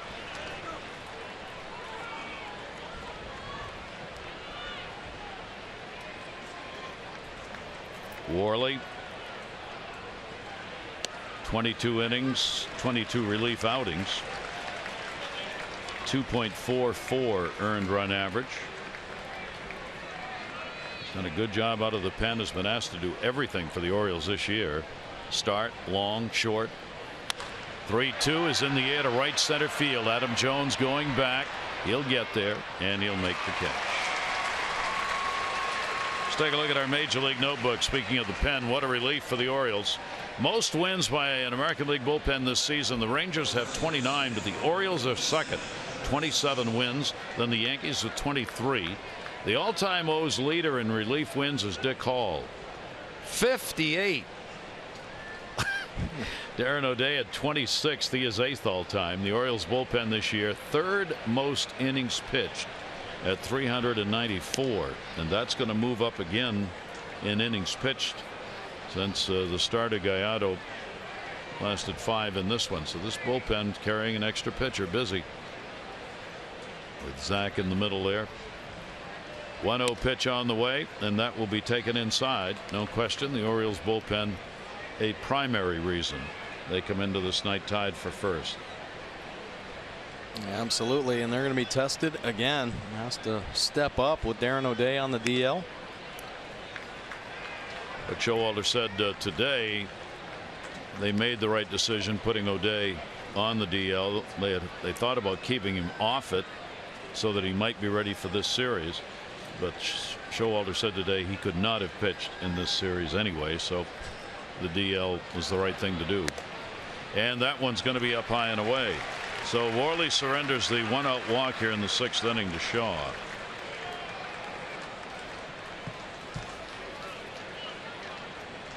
Shaw down at first base. That'll bring Holt to the plate. Mike Holt has grounded out and flied out. Worley goes to the stretch.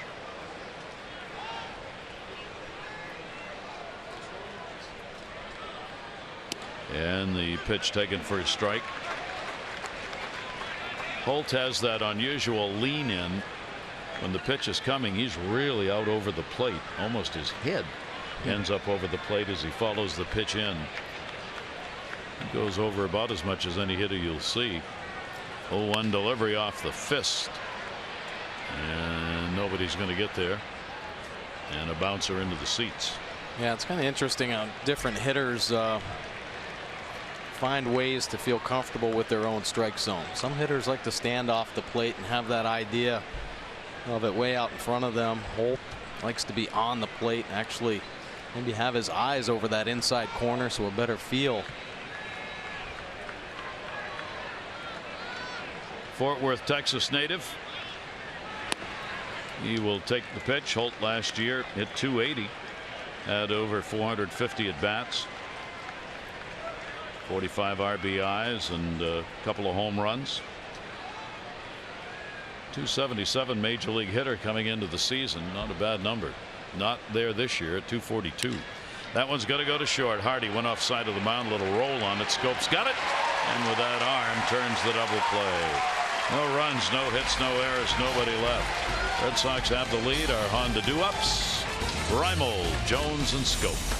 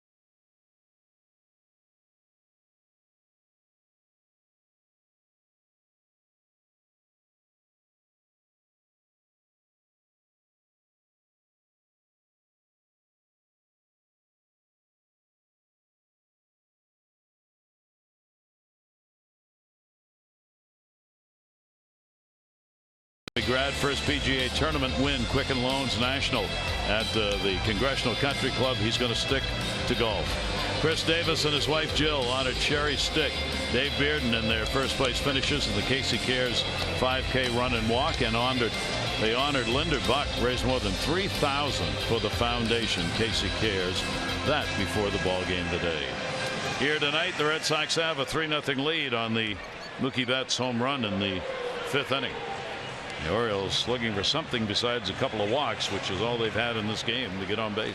Yeah, you thought that dramatic win in that last road trip, come from behind, taking on the Giants, that might spark something here at Camden Yards, but bats have been a little quiet. Barnes on a heater. Reimold the swing. Barnes on in relief. Rodriguez out. Certainly hope injury to Rodriguez not serious. Bright young star. Hammy tightness took him out of there. 0-1 delivery. That's going to go to second. Pedroia waits for Shaw to get over there for the out. Now, the day after the Orioles win and score 5 or more runs, get 50% off regular menu price online orders at papajohns.com. Promo code Orioles5. Better ingredients, better pizza. Papa John's.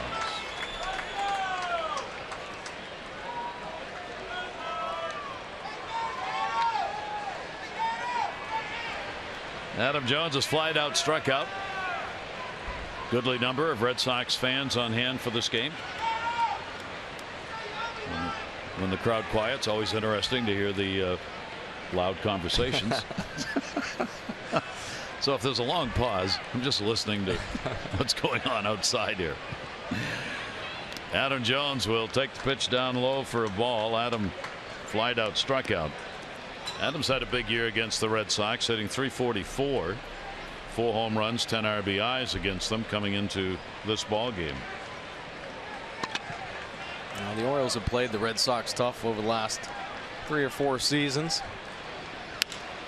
Jones is 0 for 4 against Barnes and is now 0 for 5.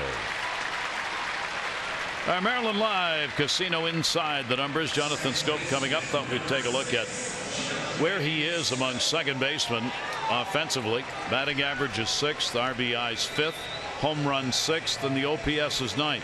You might say, well, gee, those aren't very high rankings. Well, gee, the names are Altuve, Robinson Cano that you're battling against at second base. There's an outstanding array of second basemen. Dustin Pedroia here in the American League, and the young Jonathan Schoop is more than holding his own. Down the line and right, heading to the corner, and that'll be a foul ball. Yeah, there are a ton of great second basemen, but I don't know that many possess the arm, double play turning ability of Jonathan Schoop. But yeah, the league is full of them. You mentioned a couple with Altuve and of course Cano, but Kinsler, Kipnis, Dozier. I mean, the list goes on and on. They're how about Murphy in the National Yeah. League? That guy's going to be the MVP of the National League second baseman. And most of those you mentioned in the American League are all-stars. All of them. Yeah. Could be all-star second baseman. Yeah, yeah. Altuve's making the push for MVP as well. Yeah. These guys are, yeah, they're monsters. So it's a position that's got some really outstanding offensive and defensive players in it. And Jonathan Schoop adds to the mix. I mean, he just heightens what you get out of second base in the league. 0-2 delivery on the way, and there's the Orioles not first hit. Pedroia hauls it in. Speaking of second base, right on cue. So the Orioles, best shot they've had at a base hit, won't get it there. Barnes says to Petey, nice job.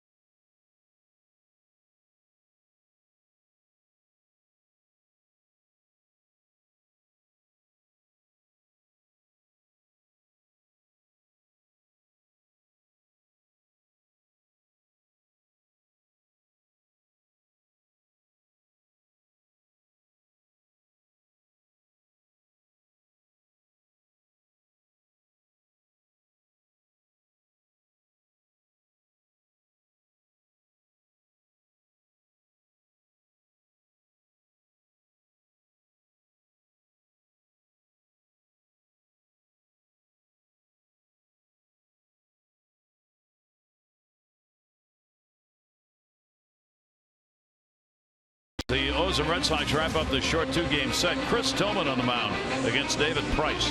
Coverage on MASN 2, 6:30 O's Extra, presented by Southwest, followed by game coverage at 7. All the access you need right here on MASN. Well, it's going to be a good one tomorrow, huh? A couple aces going at it. David Price, 10-8, 4.29 this year for the Red Sox. Of course, got off to a very slow start, but he is proving to be a dominant lefty. Chris Tillman just picked up his 15th win. Last start, a very strong outing, 7 innings back in Oakland. Benintendi will lead it off for the Red Sox. Their young left fielder who has doubled and scored and grounded out. Out of the University of Arkansas, played there for 2 years.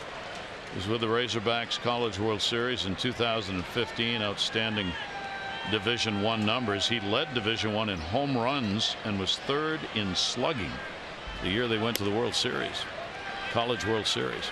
Pitch is taken inside, and a 2-ball 1-strike count. Benintendi, born, raised, still lives in Cincinnati.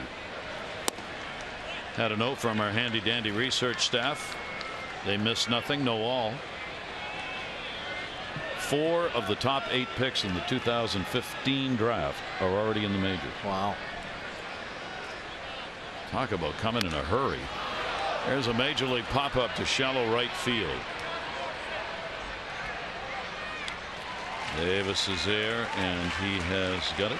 Hey, how about that? Orioles first round pick Cody Sedlock in town to check out an O's game. He wants to be here soon. He's having himself pretty good the first couple of months as a professional player.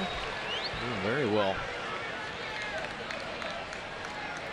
Big arm. Good sinker. Gets it up there in the mid-90s. That'll work. Dustin Pedroia takes it for a strike. Pedroia, a ground ball that hit the elbow of the Orioles starter Yovani Gallardo in the 5th inning. He grounded out 1-6-3, but that shot on Gallardo's elbow may or may not have affected what happened next. A walk to Bogaerts, and then 2 batters later, the home run by Betts. And Gallardo was out of the game. There's Mookie on the right.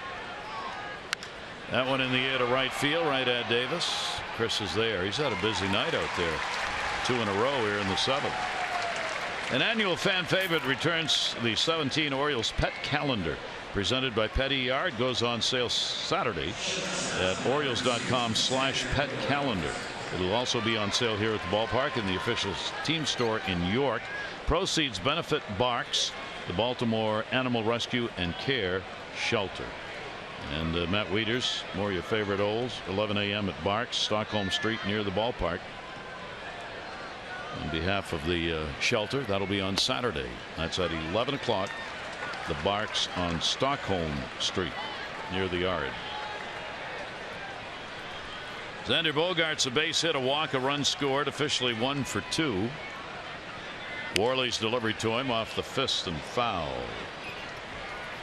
Nice movement there. The Worley fastball boring in on the hands of Bogaerts. He thought it was going to be on that inner third, and it well off the inside corner.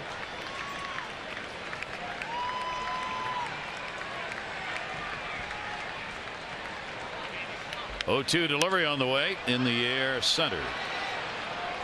Adam Jones, he's got it. Good inning. Worley retires the side in order. He's faced only 6 in the 2 innings work. 7th inning stretch time. 3-0 Boston.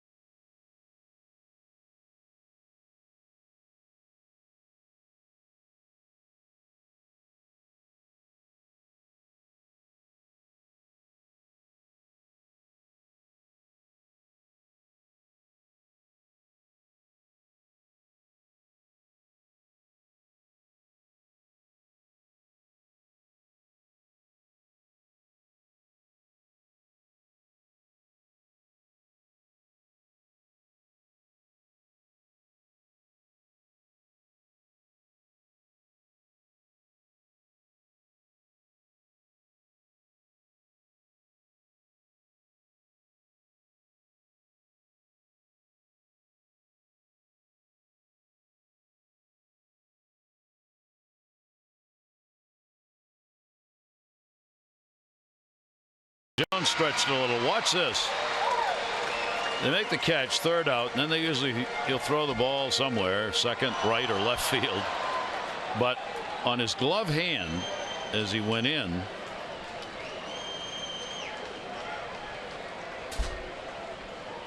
I don't know. Maybe popped a blood vessel in there or something. He caught the ball. Caught it in the right spot. Fouled off. He's played with nagging injuries. He's looking. Maybe just all the sweat pouring down. Maybe not. We'll see when he comes up. No, he does, gripping the bat.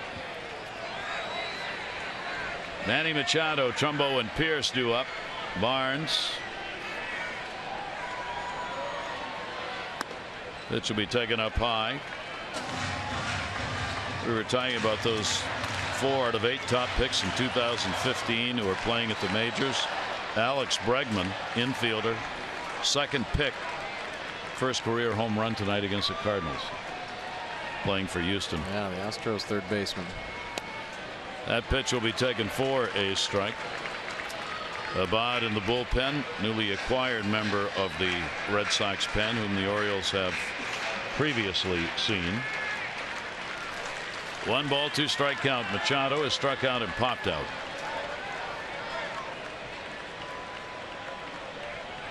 One-two delivery, and that's just ticked foul. Machado's got a 2 for 7 off Barnes. Nasty pitch right there, cutting away from Machado, 89 miles an hour.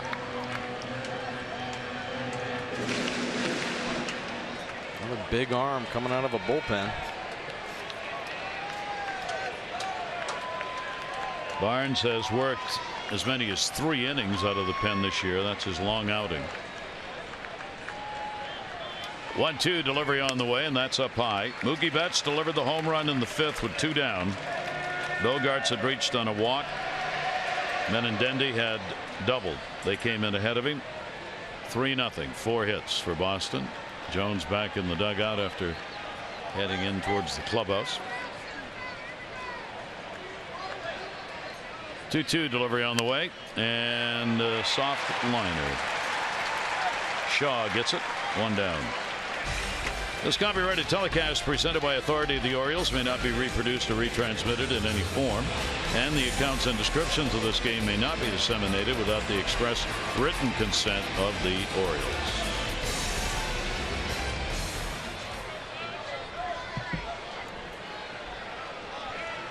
One down. Here's Trumbo. He has struck out twice.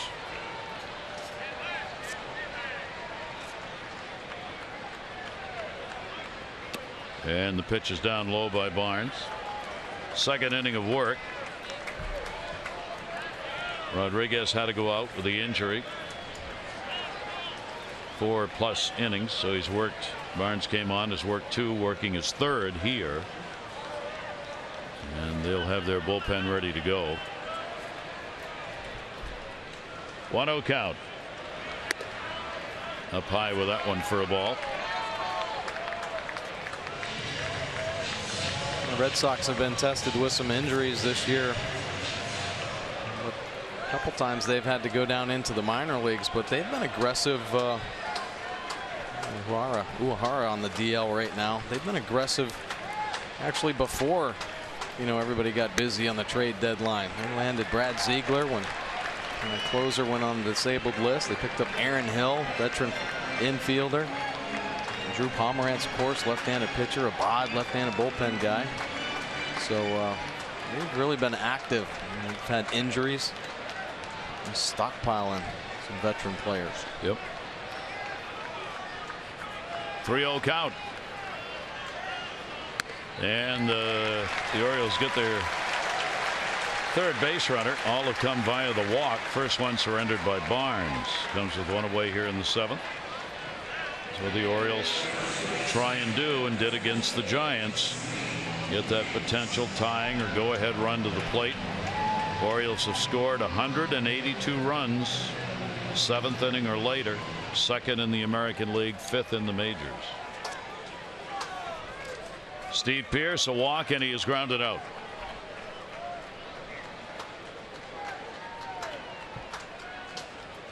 One down. Steve will take the breaking ball, and it is in there for a strike.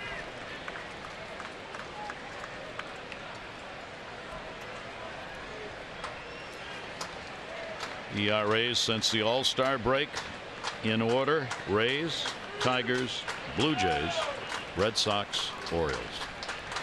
Top 5 ERAs since the All-Star break. That has really helped because Boston's pitching had not been that good. Yeah. No, they've been really questionable. Interesting, isn't it, that of the top 5 ERAs, 4 of those are from the East of the American League? I know. The big powerhouse, run-filled American League East. 1 ball, 1 strike count. Runner off first. Timeout asked for. Pierce got it.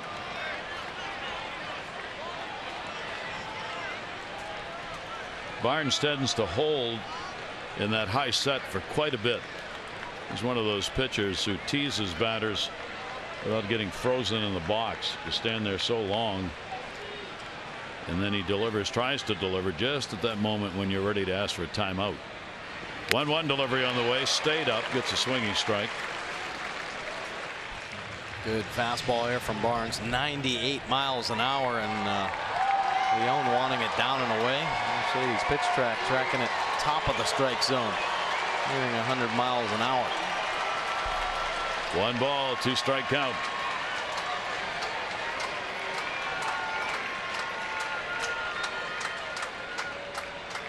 Trumbo off first base. Barnes the 1-2 delivery. That's going to be fouled away. So the count will stay at a ball and 2 strikes.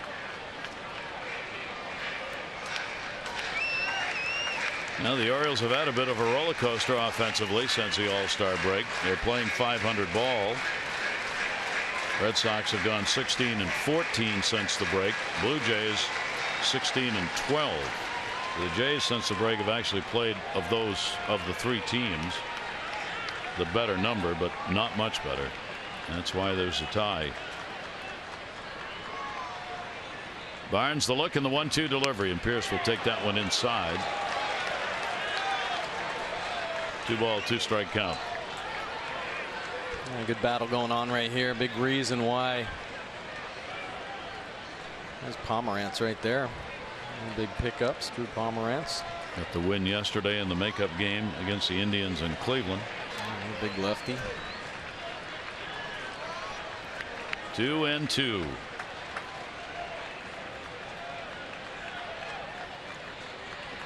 And Pierce, a little roller, going to be cut off at third. Can't make the play, and that will be the end of the combined no-hitter for Rodriguez and Barnes on the infield hit by Steve Pierce, and that will be the end for Barnes. Well, Steve Pierce, this is what it's all about. The Orioles been so good late in ball games. You just battle, do whatever you can. Pierce fouled off some tough pitches. Barnes bringing some noise and an infield single. The only hit on the board for the O's. So the Orioles get the potential tying run to the plate.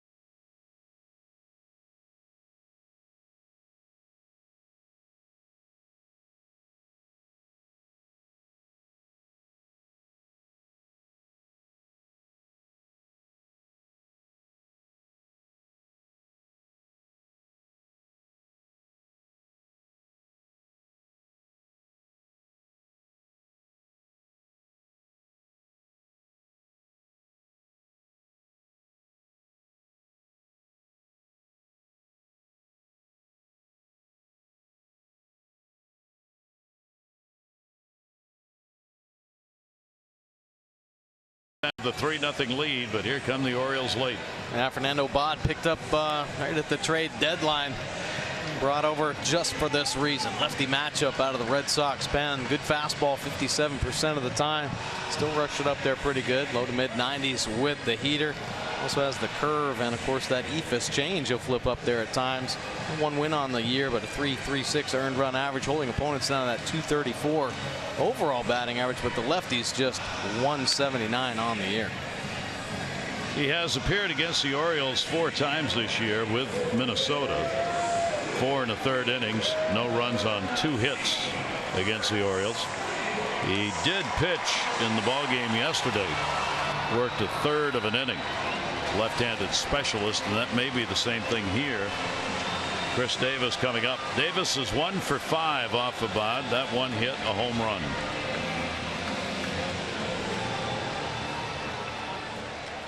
Runners on at first and second. Red Ziegler in the bullpen. 1 down here in the 7th inning. The Orioles getting their first hit of the game. The infield single by Pierce.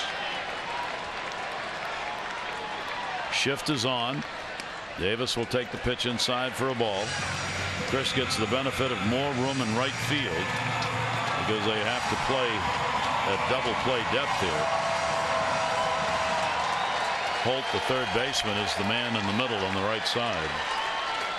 Bogart stays on the left with the runner at second base. 1-0 pitch on the way, and that 2 is going to be inside.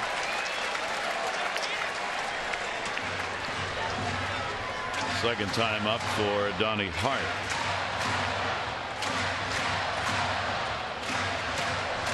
The wheels turning in both dugouts with the managers. With Ortiz due up to start the 8th for Boston. 2-0 delivery on the way. Chris, an off-speed pitch, not even close on those 3. 3-0. Yeah, mechanics off a little bit. You're leaving too soon and leaving everything arm side. Here's a little change up. Just like the fastball, everything inside to Davis. 3-0, 1 down. Davis is on 4 straight. The left-handed specialist's job is not to walk the left-hander. And now the Orioles have loaded the bases with 1 out. Yeah, you're not supposed to walk the left-hander, put the winning run up at the plate, right? So not doing his job there. Of course, Wieters in his career known to be better from the right side, but this year the number's off a little bit. Doesn't pick the average up from the right side. This would be a good opportunity here to start seeing it climb. Matt has a 2 for 3 against Abad lifetime. The bases are loaded with 1 away. 3-0 Red Sox lead, but the Orioles threatening here in the 7th.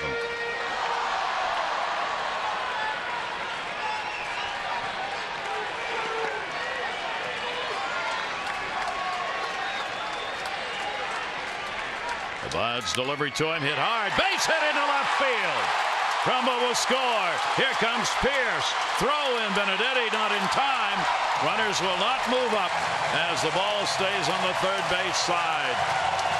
Matt Wieters makes it a 1-run ball game.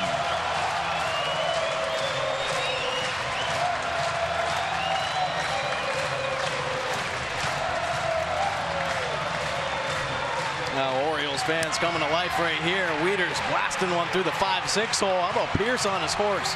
Scoring from second base. Bobby Dickerson arm a-wheeling. There we go. Abad trying to get ahead after 4 straight pitches out of the zone to Chris Davis. Wieters pounces. 4 for 9 with the bases loaded. Abad's coming out of the game. Got to go to the bullpen again, and the Orioles again putting up runs late. 7th inning on. Ziegler will come out of the pen. Wieters with the 2 RBI base hit. And the Orioles with the potential tying and go-ahead runs on base. Wieters 45 RBIs on the year.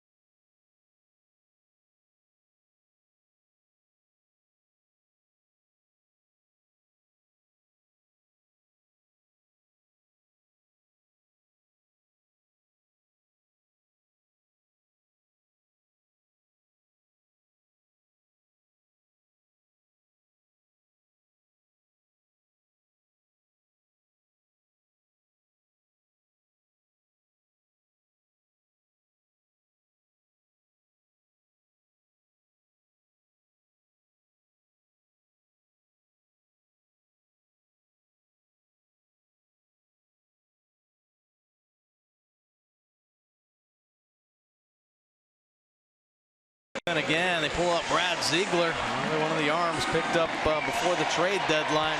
He used to be a closer with the Diamondbacks. Now setup man for the Sox. Good sinking fastball, the frisbee slider and change. And he comes from the land down under. They have the Submariner. Low earned run average. Coleman's hitting .268, but how about that ground ball rate? Well up over 60%. And he's inherited runner stranded at 80%. Good number there. Hardy, 2 on, 1 down, and he will take the pitch for a strike. Ziegler working against the Orioles for the first time this year. 11th game in his career. The Orioles have touched him up for 5 runs and 11 hits in 10 2/3 innings in his career. Hardy hitting .362, runners in scoring position. First and second for the Orioles, and down the line and right, that will go foul. Hart and Brock. Hart's been up. Brock up for the first time. And Kim is out in the on-deck circle for Reimold.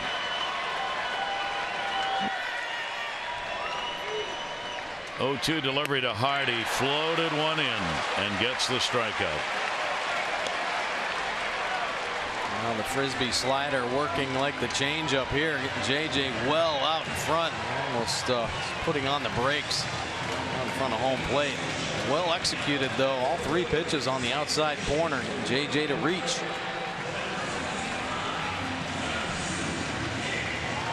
Ziegler with the K. 2 down. Nolan Reimold's spot will be taken by Kim. Young-Soo Kim has had one of the hot bats for the Orioles since becoming a regular. So the 2 for 4 is a pinch hitter, and does it again. Turning Davis. He'll be held at third. Throw comes all the way through. Ball hit hard enough so that Chris Davis could not score from second base on the Kim single, and they'll load him up. Yeah, Chris Davis, one of the best base runners on this Orioles team. And take a look at this piece of hitting by Kim, going down and getting the sinker. Davis with the secondary lead, but it's a one-hopper right at bats. Dickerson hands up and breaks on Chris Davis wisely. What an inning.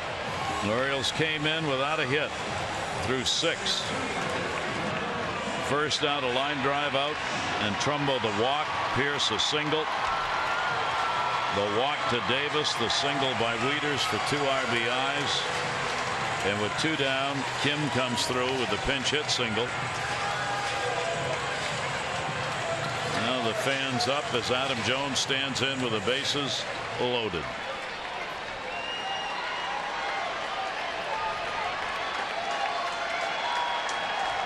Bases loaded, 2 down.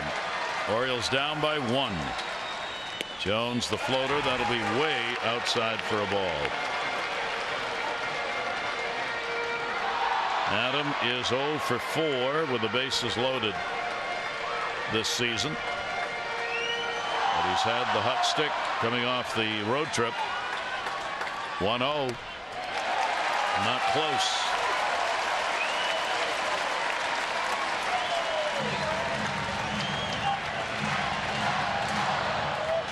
Adam hitting .386 over his last 10 games coming into this one. He's got a hitter's count. 2-0. All the way to the backstop. Runner stops. Everybody gets back. Came off the brick right back to Leone. Wow. Catching a break here. This ball was completely whiffed by Leone right through the 5-hole. But he got the member's kick there. Wow, right back to him to keep Davis at third. Adam Jones, that's a good read right there. Oh yeah, and Adam was going to tackle him. He got up. He was going down the line. No place to put him. 3-0 delivery. Adam takes it. It is a strike. 3-1. Adam Jones, the 8th batter to the plate here in the 7th inning. with a couple of runs in and 3 hits, 2 walks, 3-1. And also is ball 4, and they tied the game up. Adam Jones, a bases loaded walk. Davis scores. Wow, how about that patience from Adam Jones? Pretty impressive right there. Couple borderline pitches. Take a look at the last pitch on the Nissan pitch track. Adam saying, I got to get this guy up. And he does the whole at bat, not biting on it, well below the knees. So the Orioles have come back again. 70th RBI for Adam on the year. He ties the ball game up with a bases loaded walk. And the Orioles right back at it after not having a hit through 6 innings. And the bases are still loaded.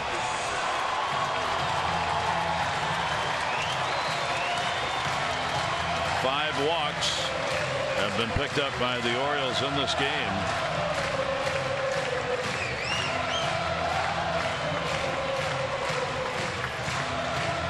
Wieters at third, Kim at second, and Jones at first. And Jonathan Schoop 0 for 3. Swing and a miss. He was robbed of a hit by Pedroia in his last at bat, who went back into shallow center and hauled one in on the fly.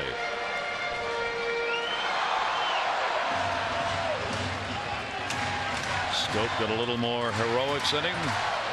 Why not? Nice pass there. He got the fastball up, the pitch he wanted. Just missing. You definitely have to get Ziegler up in the zone. Started, stayed away. They'll check, but he didn't go. Jonathan with a 1-ball, 1-strike count.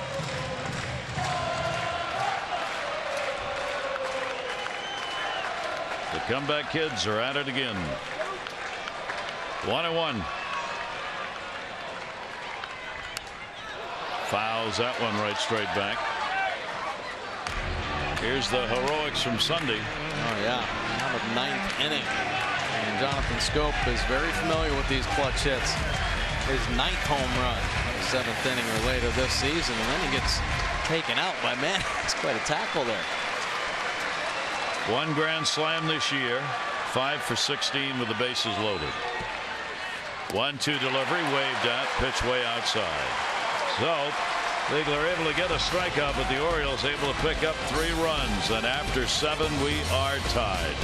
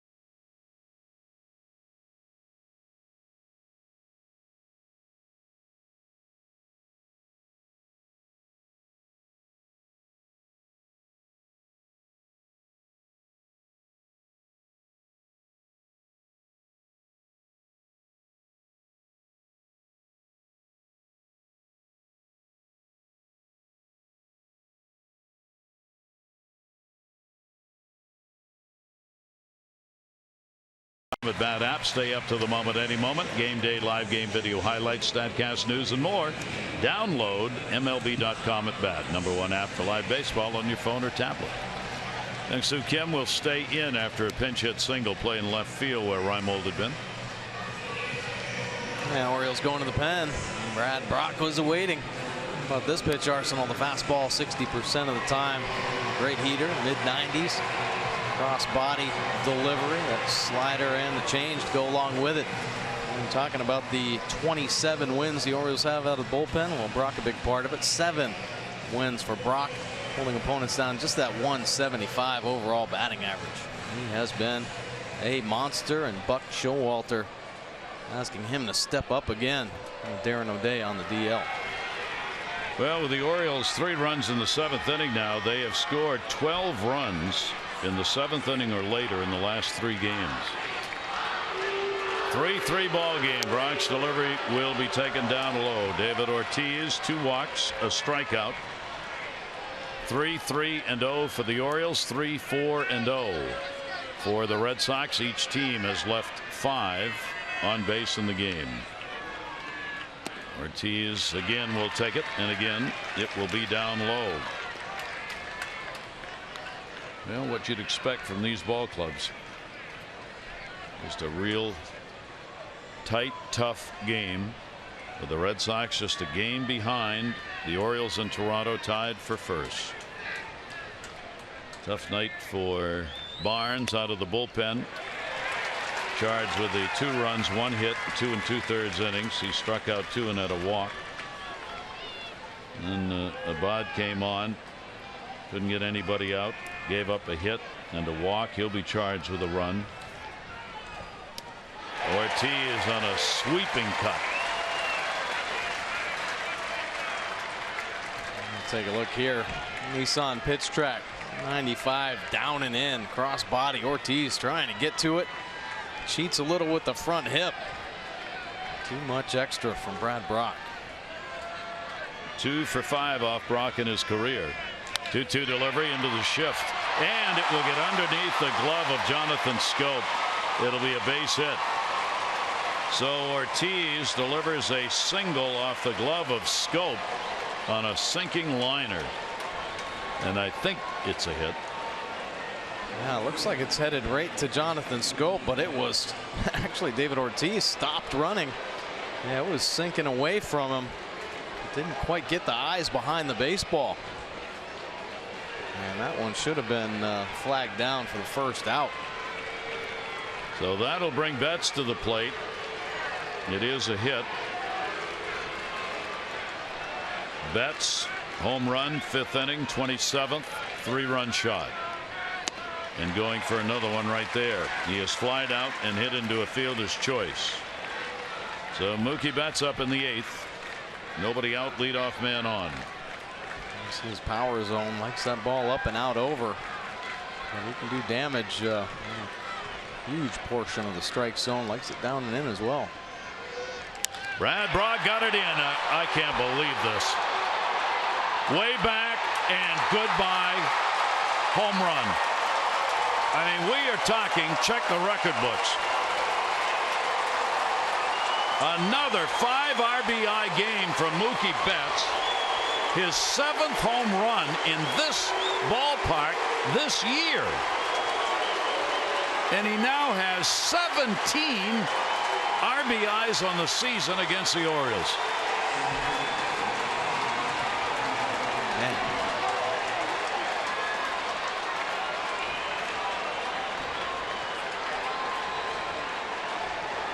Lexus of Towson driving the game. Yeah, he looking down and in and gets the pitch, the sinker. Whew. Staying on the plate, and Betts not missing a thing. Our Lexus of Towson driving the game brought to you by Lexus of Towson, the area's #1 luxury dealer. Come see why. LexusofTowson.com. Mookie Betts. I mean, it's just eerie that somebody can do that against a team. No kidding. Man. In the opposing team's ballpark, no less. 0-1 delivery. Jonathan Schoop, a little bobble, but recovers. Jackie Bradley Jr. is retired. 1 away. It's the 5th multi-home run this season for Mookie Betts, and the 7th of his career. David Price the hug. Betts hit 3 home runs here May 31. He added 2 home runs the next day on June 1st, tying a major league record. for most homers in a 2-game span. And he became the first player in Major League history to hit 5 home runs in a 2-game span as a leadoff hitter. Now he's batting cleanup in this game, and he's hit home runs in the 5th and 8th, 27 and 28, and 5 RBIs. Big swing and a miss. Leon is 0 for 2 and a walk. Yeah, all the runs on the board thanks to Betts for the Red Sox.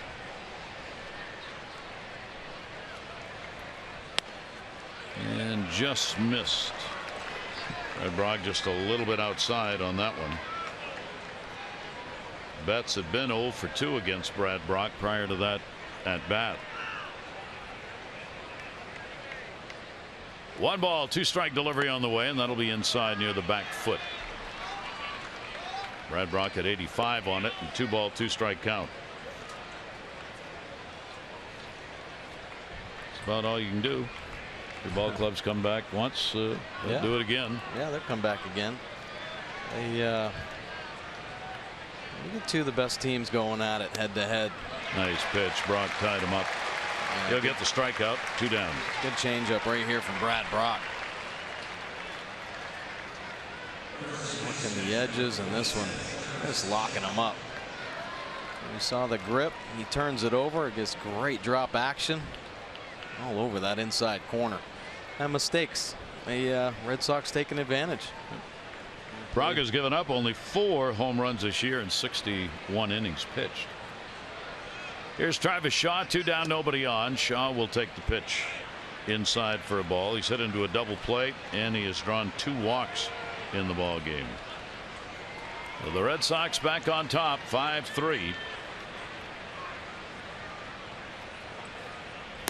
And too far down to hit. A 1 ball, 1 strike count from Brad Brach. Shaw, the 0 for 3 off the Oriole reliever, and will foul that one away. 26,014 the announced attendance, 26,014, and they are seeing a heck of a game, and we're far from done with the Red Sox batting here in the 8th inning. Red Sox trying to pick up their 5th consecutive win. The Orioles looking to get back into first place alone. Swing and a miss. Shaw just flips the bat away. Second strikeout for Brach, but the big blow. Ortiz on with a single, and Betts with his 2nd home run of the game.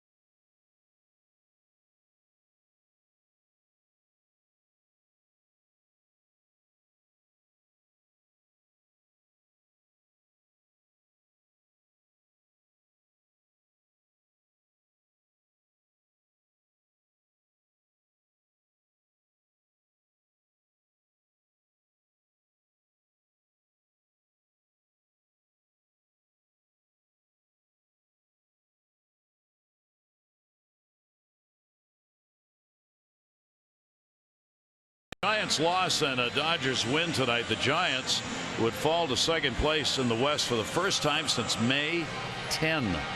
The Reds, what a struggle for them this year. Worst record since 2001 for them. Both teams of the Reds in those years 48 and 69 at this point of the season. Joe Maddon had a doubleheader to be played today, day-night. He said, The day-night doubleheader is awful. I'm not going to lie. I'm not going to try and pander to anybody. It's awful. It's awful to be here all day. I'm always concerned about injury. It's just a bad day. It's too long. If you're going to have a doubleheader, have a real doubleheader. One game, the next one starts a half hour after the first. Players won't mind that nearly as much. That's it. He showed his weakness. He does have a weakness. Yeah, but they won the first game 4-0. Okay. But he's miserable. They're leading in the second game 1-0. Here's Manny Machado. So the Orioles have got to come back again. Bunting down to third. It will go foul. He had Holt back, but couldn't keep it fair. Manny trying to get on. 0 for 3. He started the 7th inning with a soft line drive to first. Then the Orioles would get 3 runs, 3 hits, and leave the bases loaded. Now he's starting the 8th. Michael Givens is up in the bullpen. Manny back. There'll be a lot more to be said about Mookie Betts and the home runs. Ross in the bullpen. One thing, Mookie Betts now has more multi-home run games in this ballpark than any Oriole. Oh. How devastating is that? 0-2 delivery. The off speed's going to be popped up. Leon will run out of room. Yeah, it's been a pretty impressive run for Mookie Betts every time he steps into the box. But did you know that he's a professional bowler as well? I had heard that. Is that true? It's true. He is a professional bowler. He has bowled 7 perfect games. 7 300 games. Yes. This past off season, he went on the Pro Bowlers Tour. Was that here at this park? No. 0-2 delivery and a base hit from Manny. Bogarts diving, could not get it. Take a big turn, throw in.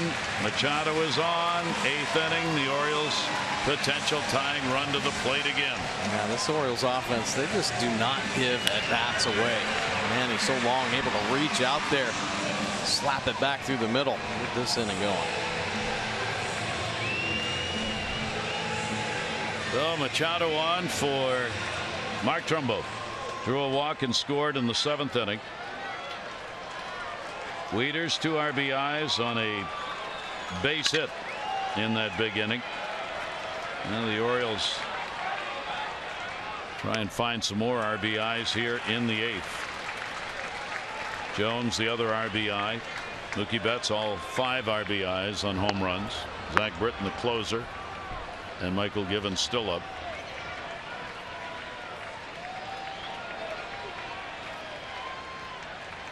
.1-0 pitch on the way to him. That'll be in there for a strike.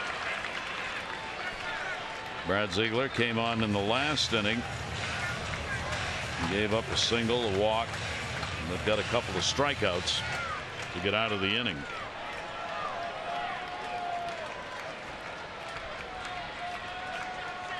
Ziegler, the 1-1 delivery, and that will be way outside.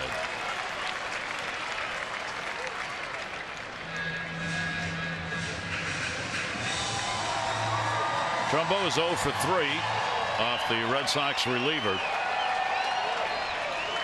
Abad, no part of an inning, a run on a hit with 1 walk. His line. 2-1 pitch on the way and a ground ball toward short. Bogart short hop, bobble, got it. Pedroia relay. Big double play. And that close to not being turned. Yeah, Bogart's really trying to make sure they're actually tackling this baseball. Maybe gets a little in between on his pursuit angle. So he just kind of covers the baseball with his whole body just to make sure. Fortunately goes in the glove, and then it's just athleticism from there. Flip from the knees, and Pedroia, he's been doing this his whole career, finishing up the double play. Well, a big double play, and there are 2 down. Steve Pearce, a base hit, a walk, and he is grounded out. And we see again on that play, Mike, I was going to ask you about it, but we got so used to seeing shortstop, second baseman turning 2 coming across the bag towards first.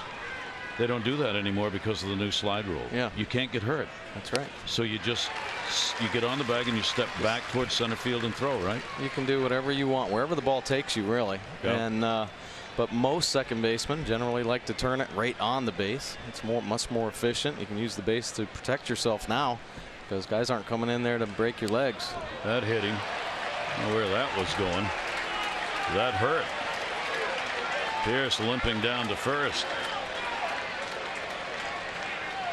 Right on the calf. Take a look. I think he was targeting Pierce anyway. Pierce a couple pitches in there. Pierce didn't want to budge. Oh. Now this game that indeed has a life of its own. Fire from over. Going to go to the bullpen again as Pierce gave it the big ouch on that one. So the Orioles will get the potential tying run to the plate one more time, and one more time Red Sox bullpen will be called on.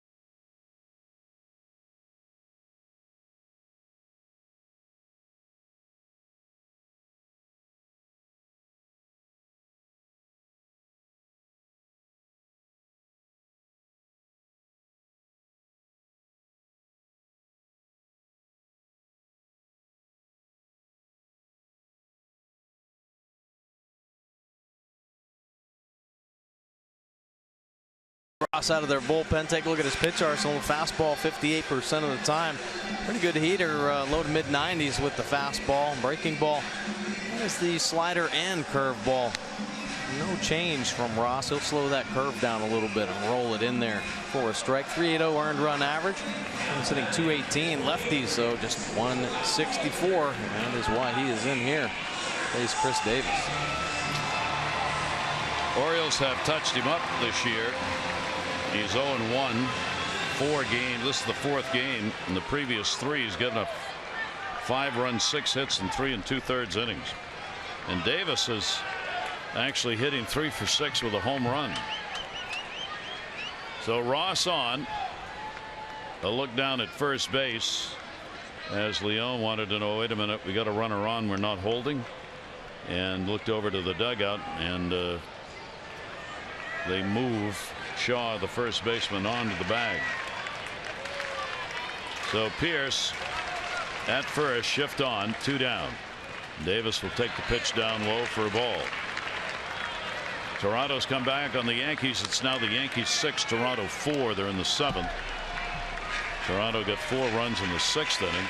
Yankees, Gary Sanchez, 2 home runs in that ball game for New York. 1-0 delivery. Sweeping pitch will miss up high. 2-0. Well, they bring the lefties in to face Davis, but they're not attacking him. Still being very careful. Bod really didn't want anything to do with him. Outside corner. Chris hitting 228 off lefties, 216 off right-handers coming into the game, but 18 of his 24 home runs have been against right-handers. 2 ball, 1 strike count. Davis will take that one away. 3-1.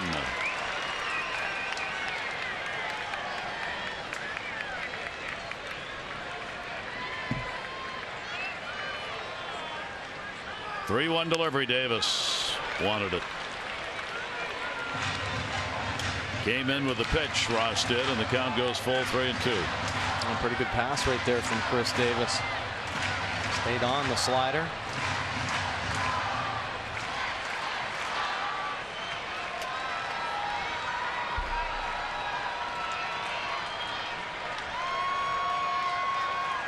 Three-two, runner goes, and again it will be foul back.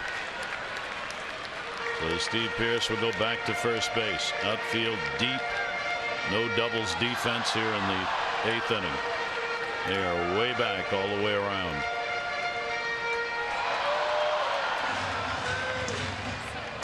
Seventh pitch of this at bat. In the air to the corner, but it's going to be foul. Out in front of it. Count stays 3-2. How about that jog? He's talking to himself right now. That calf tightening up after getting hit by the pitch. Steve Pearce kind of showing you what this grind is all about. A little beat up right now. 3-2. They back off first. Runner goes, and on the off-speed pitch, he gets him. So Ross comes on and gets the strikeout. No runs, one hit, no errors, and one left.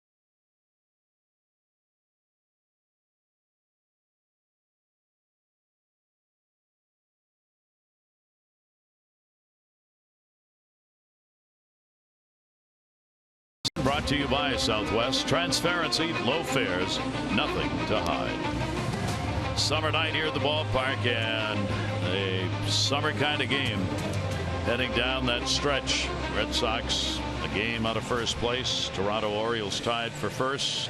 Michael Givens. Givens here to shut down this Red Sox lineup. Get the Orioles offense going.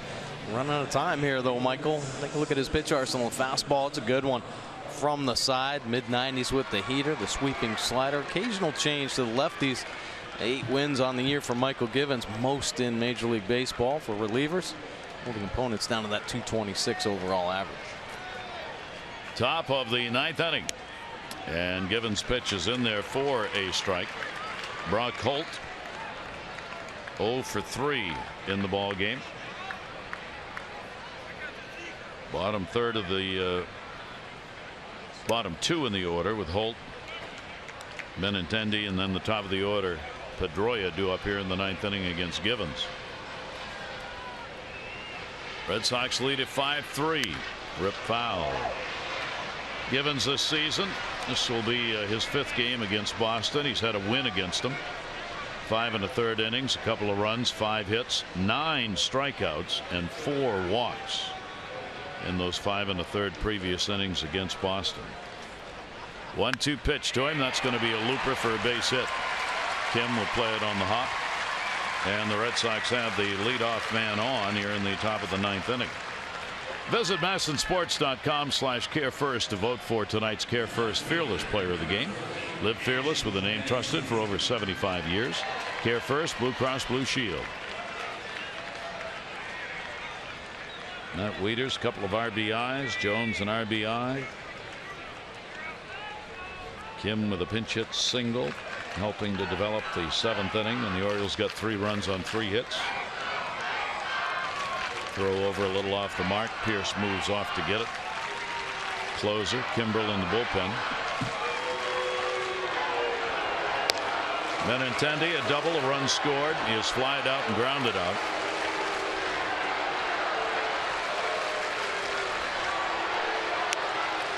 That's that big cut. And an 0-1 count on the rookie.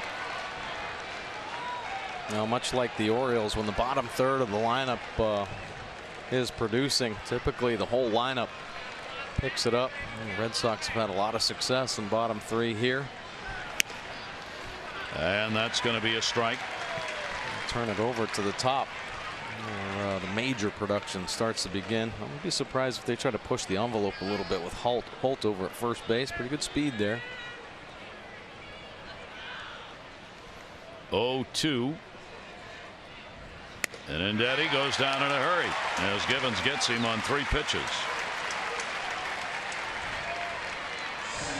Michael Givens making some easy work here, targeting up and away, executing all 3 pitches perfectly.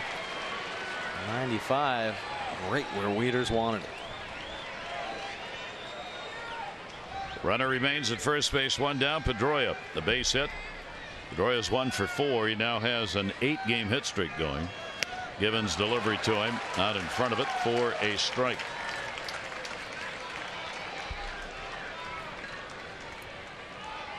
Pedroia playing in his 159th game against the Orioles. Only David Ortiz has played more against the O's, 239. 0-1 pitch, and that's going to be foul back. And an 0-2 count. 0-2, 1 down. Pedroia against Givens here in the top of the 9th inning. The Orioles have Wieters, Hardy, and Kim due up in the bottom half of the 9th.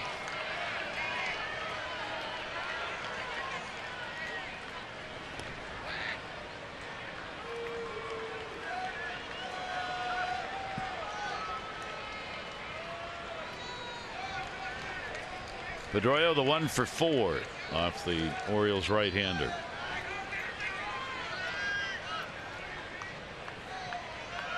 Set up outside by Wieters. 0-2 delivery. Pedroia reaching. Souvenir down the line in right field. Game with all kinds of storylines in it. Rodriguez throwing a no-hitter. Had to come out of the ball game. Tried to pitch in the 5th. Hamstring tightened up on him. Orioles didn't have a hit through 6 innings. Finally got it going in the 7th, and would pick up 3 runs, 3 hits to tie the game up, only to have the Red Sox come back in the 8th on the 2-run homer by Betts to retake the lead. Hill was supposed to start at 3rd for Boston, out with a forearm tightness. Orioles for some reason had to move Trumbo out of right, make him a DH. Check swing, did he go? He thought he did, and he did. Adam Hamari makes the call on him. Pedroia not real happy, and Farrell, somebody about to hustle out there and save him. Pedroia wants a replay.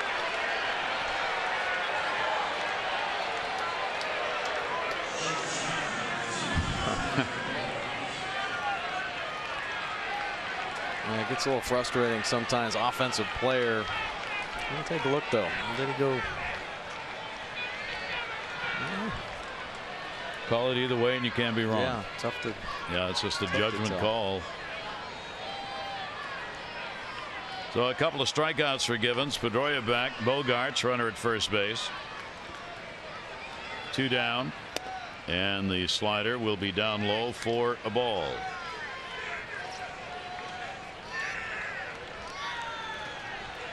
Orioles starter Yvonne Gallardo, 3 runs, 4 hits over 5. Worley, 2 innings, solid baseball, 1 walk. Brad Brock, the 2 runs, 2 hits in an inning. Down to 3rd, that's a fair ball. Manny will have to go to 1st with it, and gets it there in time for the out. Here we go. Bottom of the ninth inning. The Orioles trailing the Red Sox 5-3.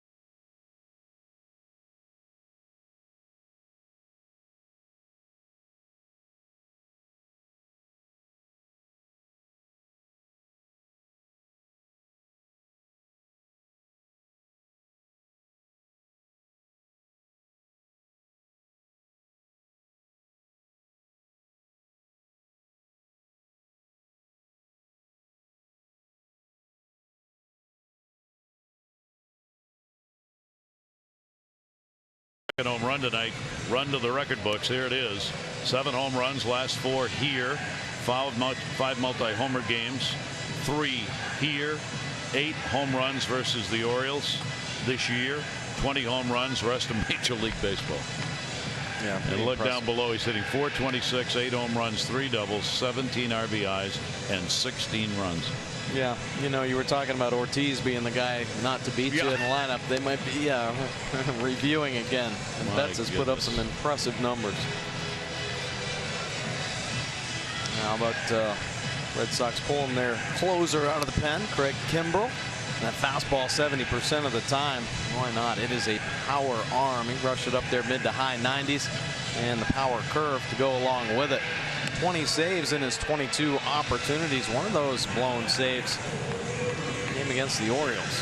Chris Davis took him deep up at Fenway Park, but Kimbrel pretty impressive numbers on the year. How about the opponents hitting just 163 overall, and only the 3 long balls given up. Kimbrel 0-1 with 2 saves against the Orioles. 5 games, 5 innings pitched, 3 runs, 1 hit. And Mike was talking about the home run. Matt Wieters will lead it off. 1 for 2 off Kimbrel for the Oriole catcher. 9th inning, down by 2. Orioles 3-4-0 and the Red Sox 5-7-0. Matt Wieters, big 2 RBI single in the 7th inning. Get the Orioles right back into the ball game. Kimbrel did work in the game yesterday against Cleveland. Went an inning, gave up 1 hit, 1 walk, 2 strikeouts, and picked up that 20th save yesterday.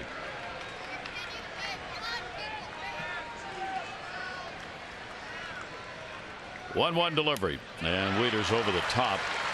1-2. Pretty nasty pitch right there. Throws it hard, 85 miles an hour. The breaking ball, you got to gear up to hit the Kimbrel fastball. He drops that hammer on you. And Encarnaciones hit a 2-run homer. Toronto's come back to tie the Yankees 6-6. 1-2 delivery on the way. Nasty pitch. Tag put on for the strikeout. And throws it a little bit harder, a little bit deeper. Out of his hands. That's fastball all the way until it gets 10 feet in front of the plate, and then it says see you later. Bounces down by the feet with the bat head thinking it's still the fastball.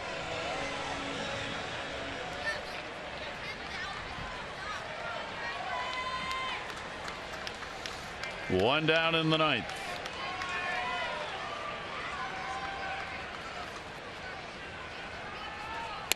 And the pitch, J.J. Hardy looking at Kimbrel for the first time. J.J.'s had 3 strikeouts in the game, 1 called and a couple swinging.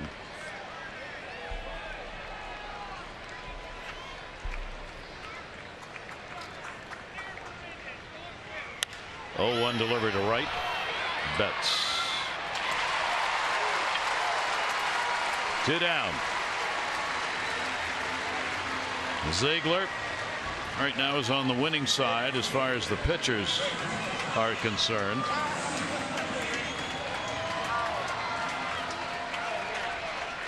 Brad Brach could take the loss in the game. Ziegler would get his first win of the year. Brad Brach would be 7-2 if this holds up. Kim takes it inside. Kim a base hit, his only at bat. Pinch hitting in the 7th inning.